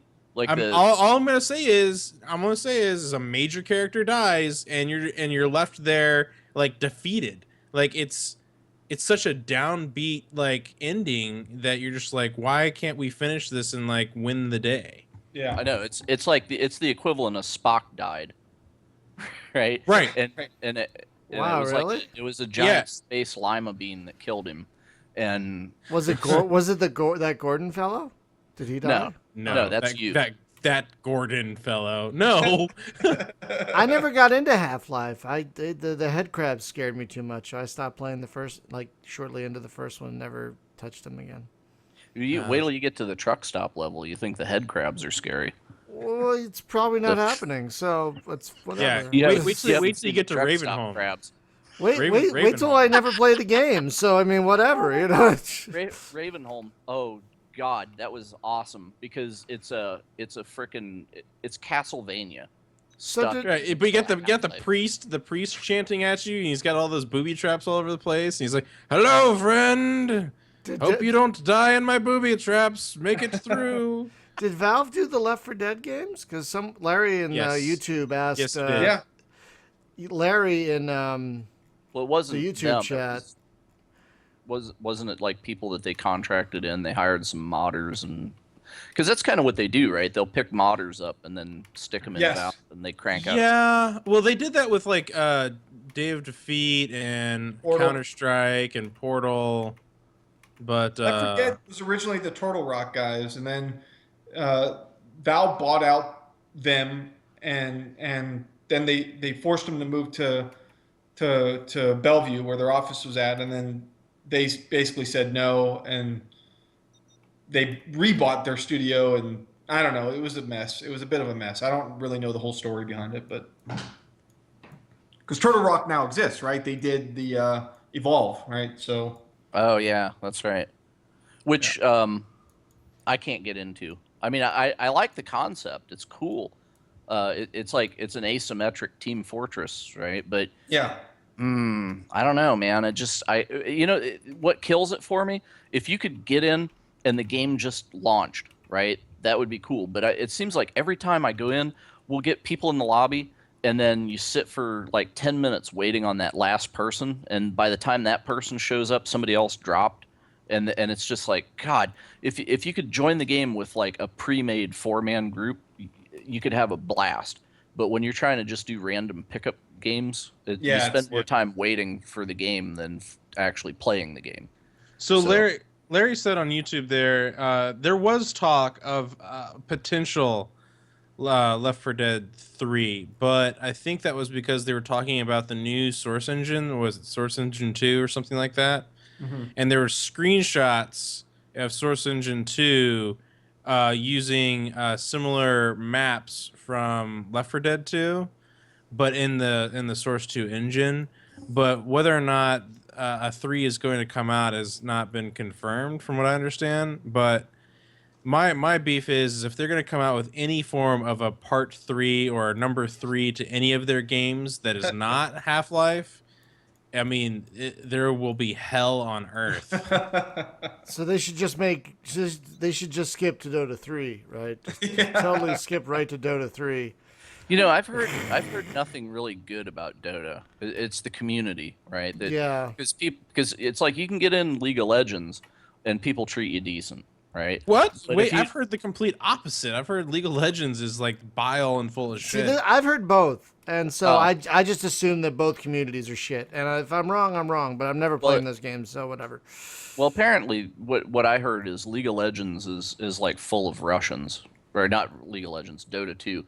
It's like has a very heavy Russian population, and if you don't speak Russian, they don't like you. So, you know, see, interesting thing that I learned, right, was America is, of course, the #1 population that's on there because we have like 22 million people that are Steam subscribers, right? But Russia is #2, and they have like 6 or 10 million, which I had no idea. But you know, so it's kind of like, well, you know, if you're gonna spend any money localizing your game, you better put it in Russian because that's where the other customer base is. That's what Right. I take away from that. Right. And if it's a strategy game, do it in German. Yeah. Actually, space shooters. Well, Germans love their space shooters. Yeah, Eastern Europeans love space games. That's why during That's the those. only place you could get one. That's what I was saying. Yeah, during those dark years, those are the Yeah. only. Thank God for them. Those are the only folks making them. I mean, sure, you had lots of crap, but you also had some great stuff like Space Rangers and shit. Yeah. Hey, Brian, quick question. In the YouTube channel, was there any feedback on the tools? We were talking about releasing the tools. Was there anybody commenting on? Yes, someone said a Babylon 5 conversion would rock. So listening to the tools about modding is getting them excited. So there hasn't been a lot of talk on YouTube, but yeah, I mean in general, but yes, there has been some excitement about the talk of modding. Yes. Okay, cool. Yeah. Oh, I think that would definitely engender much more positive feelings towards your game. Not that there isn't, but I think that would definitely make people more aware of it as well, because people are like, ooh, I could make the Battlestar 1980 mod I've always wanted. Yeah, right. Or Galactica 1980, excuse me. Yeah, I can't believe I got that wrong. Wait. Wait, It's you talking time. about it's like chips in space, right? Is that what that was? Dude, it's time.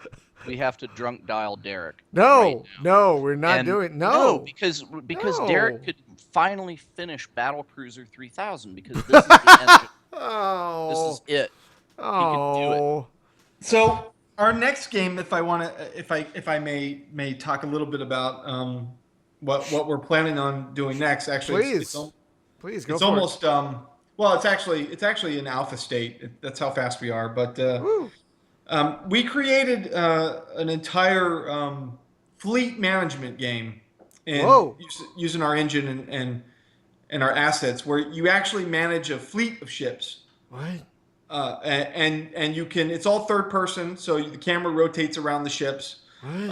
All of you basically upgrade and you can repair and your fleet, and you What? basically you gain ships over time, and you increase the size of your fleet, and then at a predetermined sort of point, when you've reached like your maximum population count, then there's an end game, and you go through a series of sort of sequences to basically reach the end point. You can choose multiple commanders that each have bonuses tied to your fleet. You launch fighters.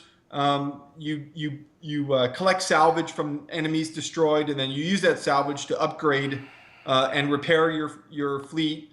And it's basically, imagine like it's not really an RTS, but it's like mixes some elements of FTL with a little bit of homeworld, but its own beast. It really is its own thing, and it's kind of roguelike in the sense that if you die, you die. You get to start over. I'm feeling Star Control 2 just coming back to me here.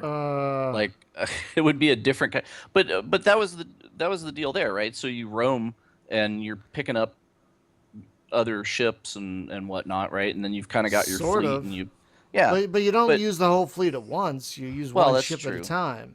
That's true. So yeah, in this you actually can control up to 20 ships, and I'm not talking like just fighters, and I'm talking 20 capital ships that you can manage. There's to quote Krieger from Archer, "Stop. My penis can only get so erect." But wait, there's first person mode, and you can land on the planets. And, yeah, no. What? And you can run around in any of the ships, and What? that's a stretch goal. No, please It's got to don't. get $80 million. Please don't.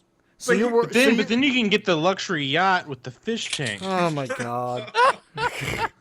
Dude, Mass Effect already had the fish tank, so I don't know what they're. They did. Oh my god, you guys. They did have the fish tank. You guys.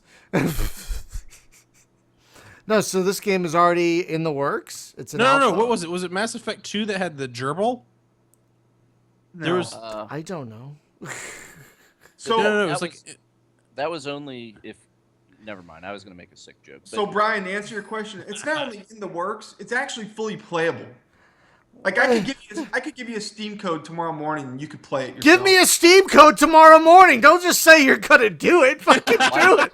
why does it take that long? Oh. Like, Oh, because I'm sorry. I don't mean to yell, but you said that's.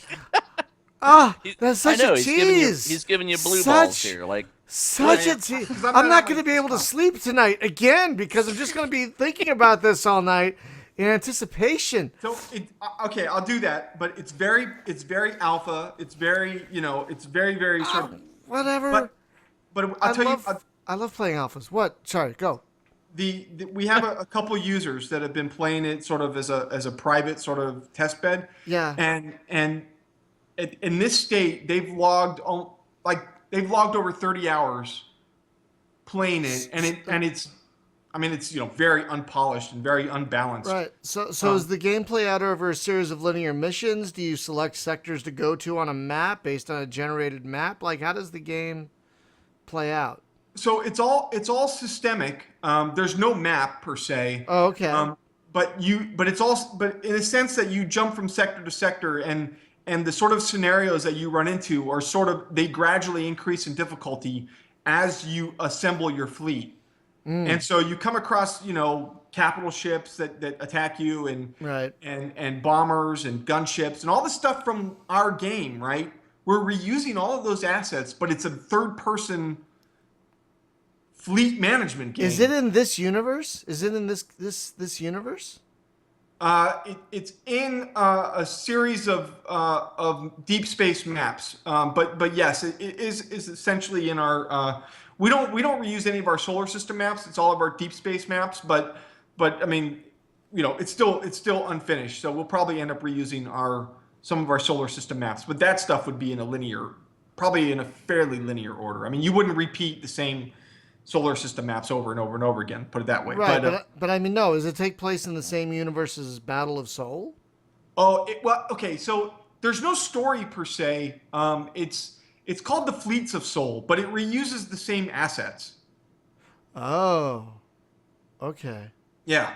So it's not directly related to it, but it is a truly sort of very interesting beast. It's very hard to describe. You will play nothing like it ever. So it's like Starflight Tactics. It's like Starlight Tactics. No, is to Starlight. I'm so kidding. I'm totally joking. Yeah. No. I did not mean to seriously compare your game to whatever that was. Yeah. I'm gonna send you a code when I get back into my desktop, and I'll get your take on it. I mean, the feedback that we've gotten has all been very, very positive, but it's just a very interesting game. It's not turn-based. It's all real time. You have control over your systems of your ship, so you can launch fighters. You can launch missile attacks. You can direct your attacks to a particular ship. You can focus your camera on any of the ships in the world and watch what they're doing. And you just sort of give orders and sort of watch these massive space battles go on. Now, are you in the capital ship? Yeah. Okay, so if that one ship gets killed, you're toast, right? Now, if your main capital ship gets killed, I can't recall. I think that is toast. But the way it works is that it's really like if your whole fleet gets destroyed. So not just one ship. If your whole fleet gets destroyed. Okay, because I was just thinking, like, if you had the one command ship, like, protect this at all costs because this is you, then but that's a different dynamic, right? But did you ever play? But it's like think of it like, okay, like an FTL, you can you arrive in a sector, you have to deal with something, and then you jump out, right? Yeah. Okay, so it's like that, except when you arrive into a sector, you're given a time limit before you can jump out, before your jump drives are ready. Okay. And then once they're ready, you can jump out, but you can be interdicted, and then you have to buy a special ship, and you have to destroy that ship before you can jump out. So there's like tons of different sort of random scenarios like FTL, right? But instead of controlling people in the ship, you're controlling fleets of ships. You know, we could put you in touch with John Henry, and because did you ever read The Lost Fleet?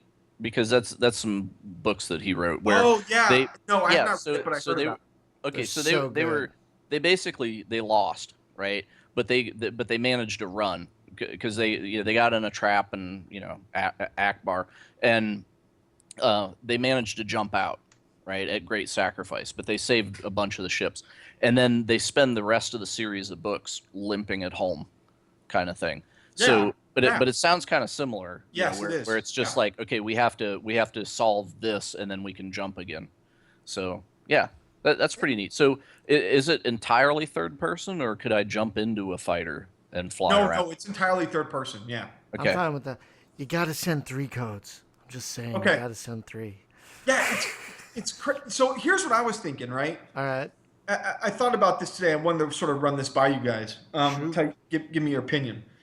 So think about like, and when you play it tomorrow, think about what if you're playing it in VR, where you are in your presence is in this, space, and you're watching these ships all going at it, and you can direct your eyesight at certain at whatever ship you want, and then give that ship orders, and you're watching all of this battle unfold around you in real time in 3D.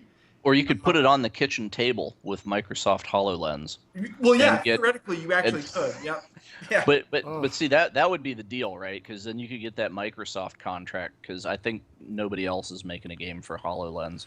So So it's kind of like Harpoonish, in space-ish, real-time-ish, and then you're like the admiral on the aircraft carrier taking care of the fleetish type thing. Yeah, but you have like real time, like you can tell ships to go, go here and go, go to. Well, you can't right now. There's no like because it's all 3D, right? There's no like point to a particular a spot in space and go to that particular direction. You can tell them to go to other ships and attack other ships and avoid other ships, and there's that sort of limited movement and stuff like that. But it's not like an RTS in the strictest sense of like, well, I have this ship selected and I tell it to go to this point in Oh, space. I'm fine with that. I'd much rather be able to orient on objects rather than just go to this random area. I'd much rather that. Yes. Yeah, so it's yeah, exactly. You're orienting on objects and other ships per se. But you watch this and like you just get into some crazy scenarios where ships try to box each other in and I don't know, and it's all 3D, right? So they're actually moving in almost Eve type of fashion where it's all different crazy angles and to try to get an angle of attack on your ship. So it's or on the enemy. It's really interesting. It's just such a. I mean, I've been playing it quite a bit, and it's and I didn't come up with the concept. Our lead engineer did, and I sort of let him run with it, and I wanted to sort of sit back and come at it with fresh eyes, and I played it, and I was like, wow, like I've never seen anything like this. I mean, it's a very interesting game. So I can't wait to hear you guys' feedback because it's.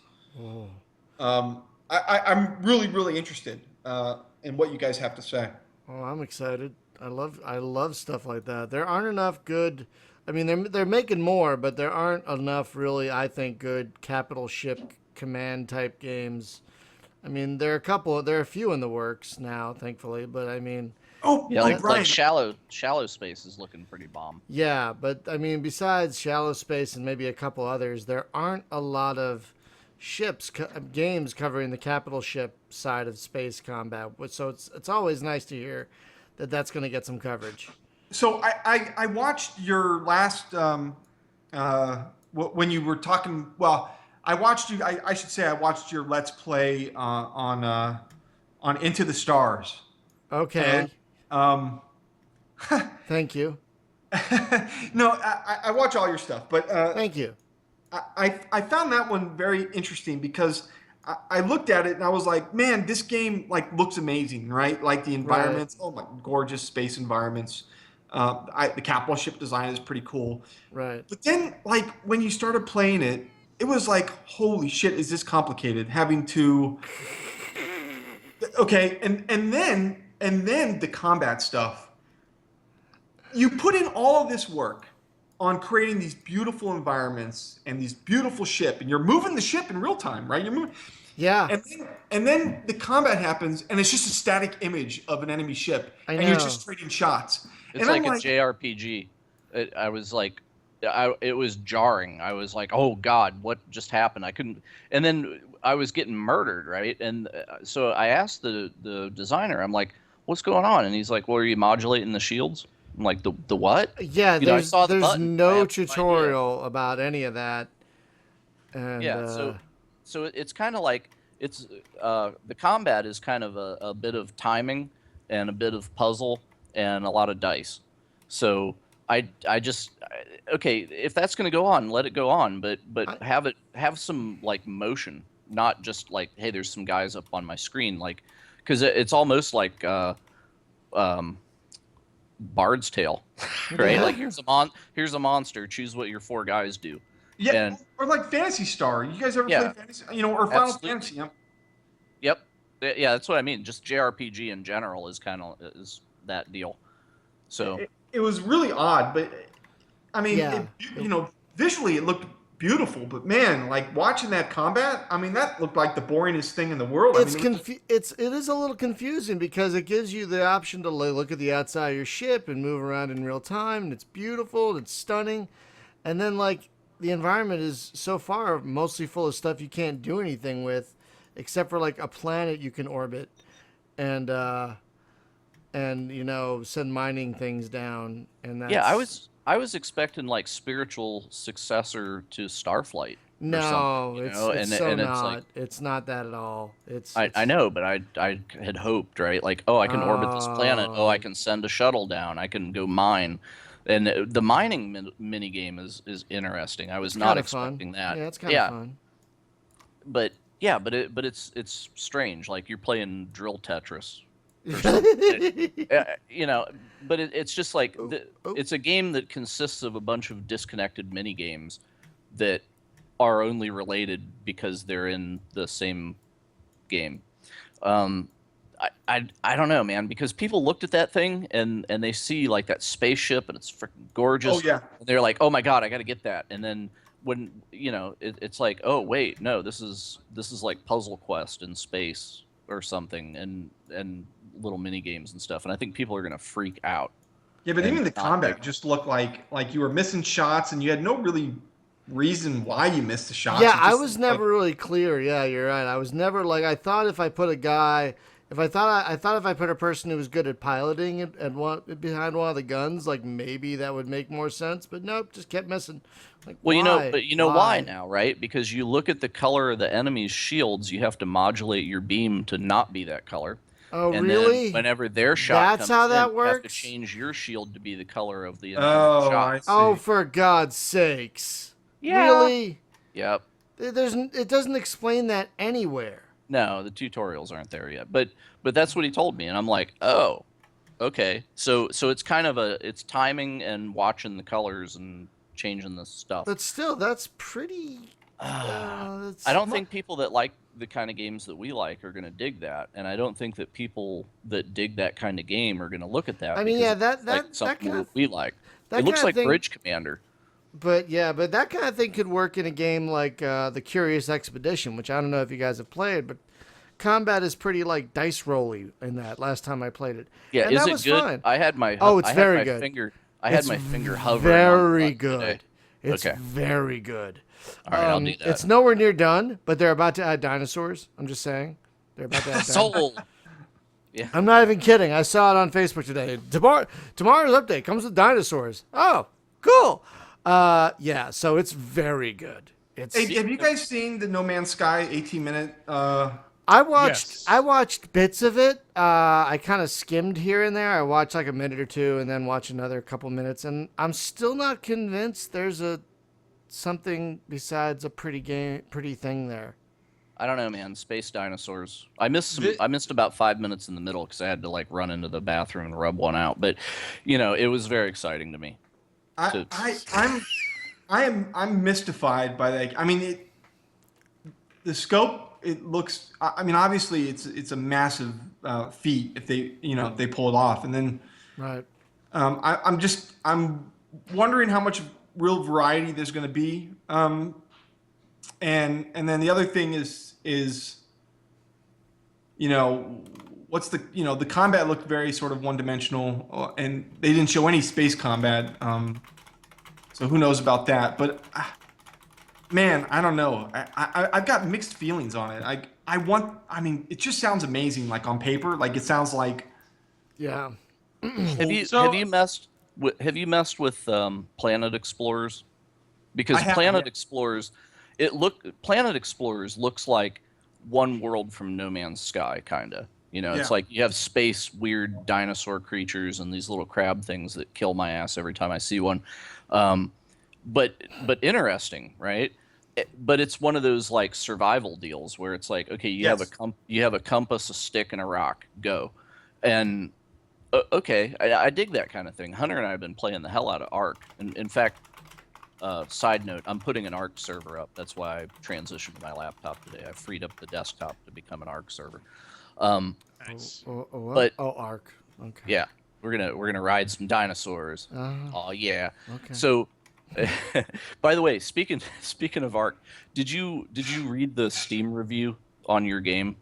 The guy that was like, if you like X-wing, this is the Yes. game for you. Yeah. If you like, he's like, if you flying like riding a dinosaurs. Check out. yeah, if you like riding a pterodactyl, this is not the game for you. Get Ark. That's funny. I like this. So- I just saw there was a Steam review. It's like, why can't you change your guns? I You, know. you couldn't change your guns in X-wing I or know. TIE Fighter I know. or most of the Wing Commanders. I know. So Yeah, but those games were stupid. yeah, and we- those games are old and stupid. This is 2015. I should be able to do everything I want. What year is it, man? Like, I don't know. I mean, we added another flyable ship. The way the way the campaign is structured is you actually play as two different characters. Yeah, I We should- saw that. That's very cool. You could release gun color DLC. Like, do you want purple guns? DLC, $1.99. Yeah, do you Yeah, want to? I don't know. Do you want rainbow everybody. guns? It's like with shooters, or space sims. Everybody's got sort of a hard on for one particular type, and when you try to deviate from that, type, and you kind of get ridiculed. So I don't know. Well, It's look like- at the 4X space, man. If you don't make a spiritual Master of Orion 2 sequel, you're dead. But everybody's like, we're so sick of that. But if you don't make it, then people do nothing but bitch that you didn't make that. And in Free Space 2, you can outfit your ship with different guns. I mean, you But have that's one of the few. That's one of the few games you could do that. Honestly, with gun. You could outfit with different guns or just different missiles. in Free Space 2, yeah, you can change your guns as well. Yes. Oh, okay. I didn't. But know that's that. really it, though. Like, not a lot of space games. I mean, yeah, I guess in some games, like, I guess Freelancer and shit, maybe you can. But, like, games like this, like these more militaristic shooters, you can't Right, like- change your fucking guns. yeah, usually it's integral to the ship. The ship is the guns. Yeah. And then you get the missiles that you put, right? So, like the other Aaron Roberts masterpiece, Starlancer, Yeah. is that way. I haven't- Not actually a bad game. I got it running. Oh, nice. But yeah, Yeah. like if you're an F-16 pilot, you can't say, "Give me another gun," because I don't like the Gatling gun. Like, no, you can't fucking do that.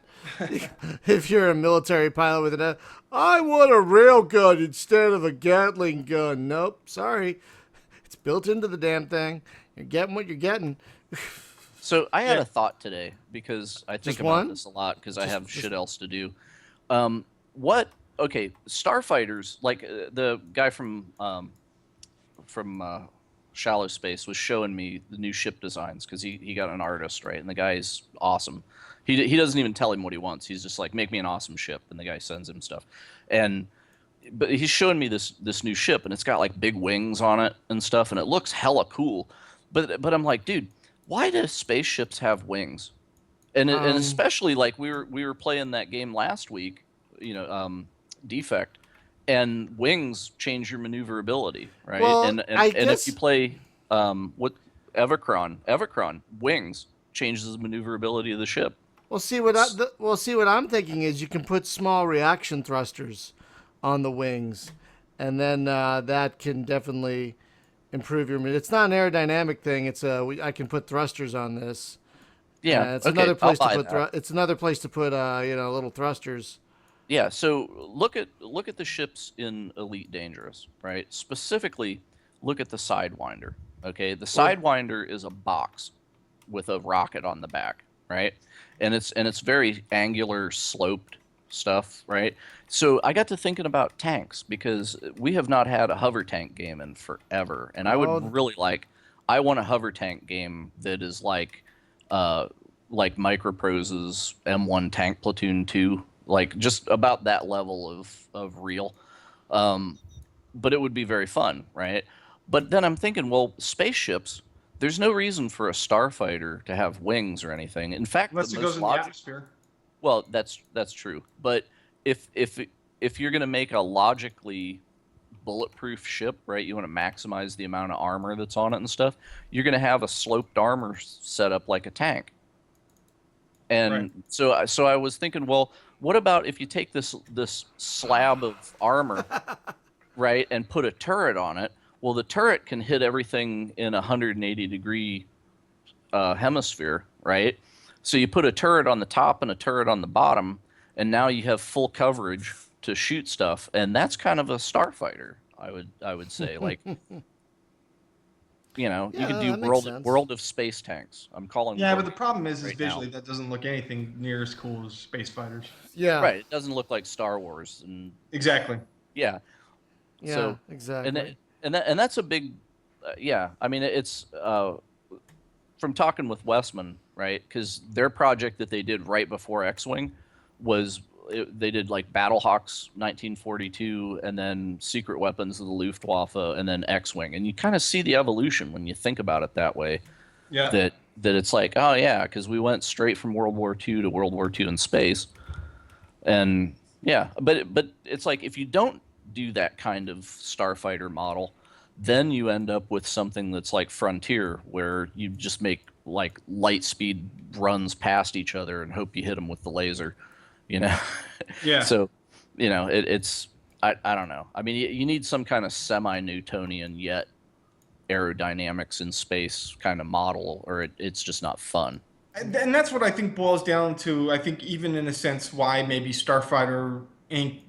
didn't do as well maybe as they would have. Besides the whole free to play aspect, the fact that they were trying to advertise it as the the most realistic space sim ever, right? Yeah. And I don't know, like the thought of just pure Newtonian physics, it just I mean, I played games like that, and boy, I was awful at it, and I never felt like I got any better at it. So that might have turned off people too. It also definitely turned on the hardcore people. So, but maybe there wasn't enough for the hardcore people to offset the people that it turned off, and maybe the Well, hardcore people are not big fans of free to play. So there you go. yeah, because it's almost like I don't know. Maybe there needs to be a multiplayer combat version of Kerbal Space Program, Yeah, like an right. adversarial arena mode, like build your shit and bring it, because then you would get the space tanks. Yeah, you But would absolutely. dude, we saw a video. Somebody made a pirate ship with sails that unfurled and everything, like a space pirate ship. It was beautiful. In Kerbal, Yeah, Yep. it Yep. was awesome. That's And amazing. then yeah, I had to show it to Martin Cyrillus because those guys worked on Treasure Planet, right? And I was just like, dude, this guy Treasure Planeted Kerbal. It was awesome. Anyway, we've been talking for I think over 2 hours. We should probably Yeah. about 2 hours. We should probably wrap this up. That's it. It's time to call No, Derek. no, Let's- no, no. It's midnight over Doing it there. now. It's- I hate you guys so much. I hate you guys. I hate you guys so much. Chris, I want to thank you for joining us because your game is fun. I'm really excited about your new game too. But guys, Battle for Soul, fun time, possible modding, which makes it even more exciting. And then another Fleet Combat game thing coming. That's super exciting as well. Yay! So So, are you gonna put out like an SDK kind of thing oh, for the I'm gonna game? put Like, out, Jim. I'm gonna put no, no, out. not you. Jesus But Christ, but I no. mean, like if I was if I had any kind of skill at all, and I said I'm gonna port X-wing into this or something, right? Like, what do I have to do? Do I have to wait on you to provide something else, or do I just download the game and start plugging away at it? Well, when we add in workshop or mod support, then it would just be you download the game and then you would basically take your models and plug them into our game and use our create new sort of script files to change all the settings that you want, like refire rate of your guns and the sockets that the effects fire out of and your speed, and I mean we have all those settings, right? So Okay, so what scripting language do I need? Do I need Lua? Do I need just C? What am I going to do it in? no, in our UC files, it's all Unreal Script. The entire game is actually written in Unreal Script, so it's pretty easy to pick up. And really, for mod stuff, they don't. There's very little scripting that they have to do. It's really sort of swapping out values and replacing uh, asset paths, and then using our mission editor to create their missions. I mean, it's all really easy. The mission creation system is super easy. There's no scripting involved. It's all through an event-driven system. Oh, that's very cool. We don't even use Kismet at all. It's all just through this entirely event-driven system, triggers, events, and so forth. And you can pretty much create just about any mission you want. That's cool because as soon as you said that it was inspired by Fred, because we've had people on before that just said, well, Fred is it. That's the best thing we've ever used, and we wish that our own tools were like Fred. And That's that's true. the highest of praise, right? So, yeah, and if it's coming from there, then more power to you. Yeah, in a sense, it is. I mean, it's along those lines. I mean, you can almost do kind of whatever you want.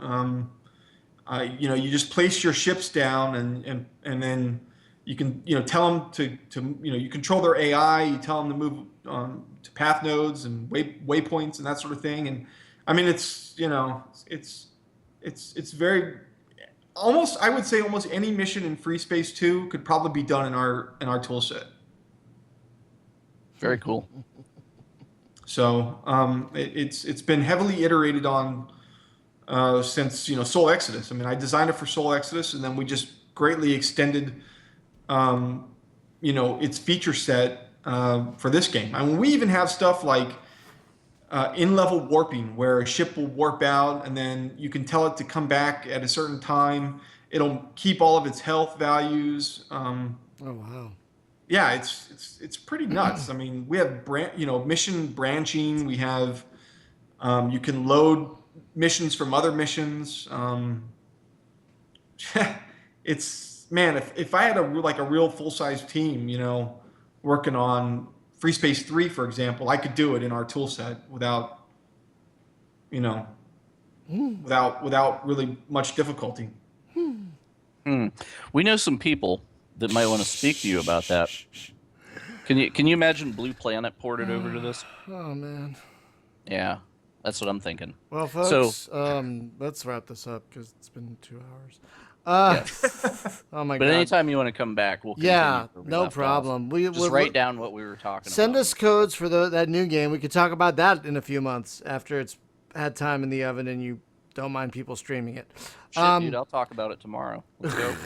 I mean, honestly, we don't mind if you guys want to, just say it's very early, but show them. I don't mind you showing them. I think it's in a state where you can easily show people. Okay. Cool, because I'll be forthright and say it's early access, guys, but it's exciting. Yeah, Okay, folks. it's really before early access. It's very alpha, but you guys can That's take a fine. look and judge for Well, yourself. early access is kind of a catch-all term anymore. Like, it's what I use for like any non-released, non 1.0 game Right. anymore. Right. You know, like I don't even know if alpha and beta even freaking matters anymore. I don't even, because some people use alpha and beta, some people use early access. I swear to God, there are a couple of space games where the version number said 1.0, and so I'm like, okay, I'll do a review, and then the developer wrote me, go, I know I use 1.0, but this is still a preview. Oh, what? Okay. weird. Yeah, exactly. So like, there's no cohesion in that anymore. But I will say we did put in a tutorial, so you can learn all about the game without Oh, fumbling nice. around. Nice. Well, that's good because at least we can figure out we have to modulate the shields. And... Oh, God. All right, folks. Well, the game is Battle of Soul. It is now on Steam, and I was wrong. It is not early access. I thought it was, but it is not. It is a fully released game with lots of missions, two sides to the story, and really fun, streamlined space combat. This is good stuff. So check it out on Steam. I'll be linking to that in the show notes. And next week, if I might have a guest in the works. I'm not sure on that yet, but if not, we're going to be talking the document side of space gaming. This is a show I've been looking forward to for a while. I know you guys are not so much, but I love manuals and strategy guides. So that's what we're going to be talking. I'm looking forward to it. Oh, good. Okay, I thought I was the only one. Nope. You know, we should have a party some night where we get everybody that has a space game with the word soul in it. Because we could have like Beyond Soul and Battle for Soul. And... No, we got to get everyone who's got a space game with the word void in it. Oh yeah, them too. Just the word void. or like a team, you know, like the Souls versus Voids. Oh God, it'll be Battle it for could the be- Network Voids. I know it'd be like shirts versus skins. You know, Someone's got to be Telly Savalas. Someone's got to be Gabe Kaplan, and someone's got to be Farrah Fawcett. I will be Farrah Fawcett.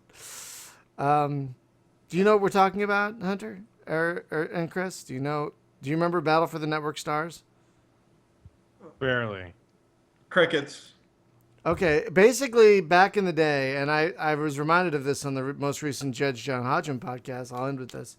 There were only 3 networks, and ABC, CBS, and NBC, and so they would get their biggest stars together for either a night or a multi-night event of things like tug of war and softball, and you had like team captains and shit, and it was crazy. I mean, it was absolutely bonkers.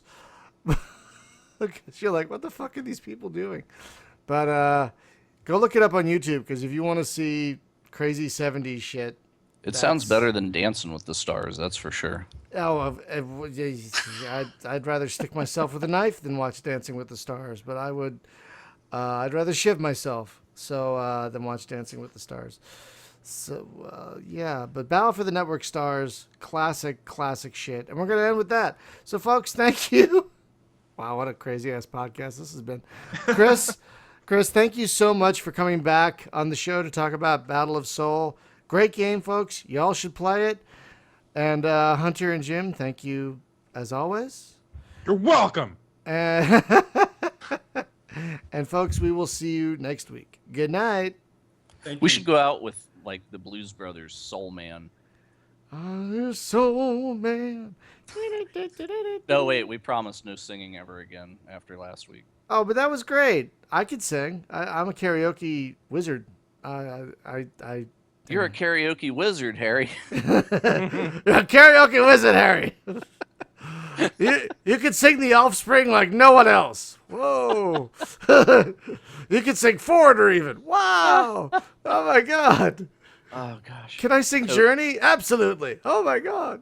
Are we That's like Toto. the Holy Grail. What? Yes, we are. Okay, bye, But guys. absolutely no Stairway to Heaven. Well, who wants? That's one of the worst songs to do in karaoke. You know what the worst song to do in karaoke is? The Wreck of the Edmund Fitzgerald. I'm not even kidding you. I've seen someone actually do that. Worst time at karaoke I've ever had. I mean, seriously, because he sang it well, but that's like the I'll have to saddest look song up in the that world. song. Huh? I don't know the song. Oh, so, it's about a ship that it's about a ship that sank and everyone died, and it's like the saddest fucking song in the universe. And someone did it at karaoke once, and I couldn't fucking believe it. If everybody died, who wrote the song? I guess some kid at a lighthouse who watched it happen. I don't folk know. singers. Yeah, Folk singers are actually what's wrong with was it society. Gordon Lightfoot? I think it might be Gordon Lightfoot. Anyway, sorry. We should probably do a Patreon special behind the scenes podcast before and after the show. You get the crazy. Are you still broadcasting, sir? Yes. Good night, everyone.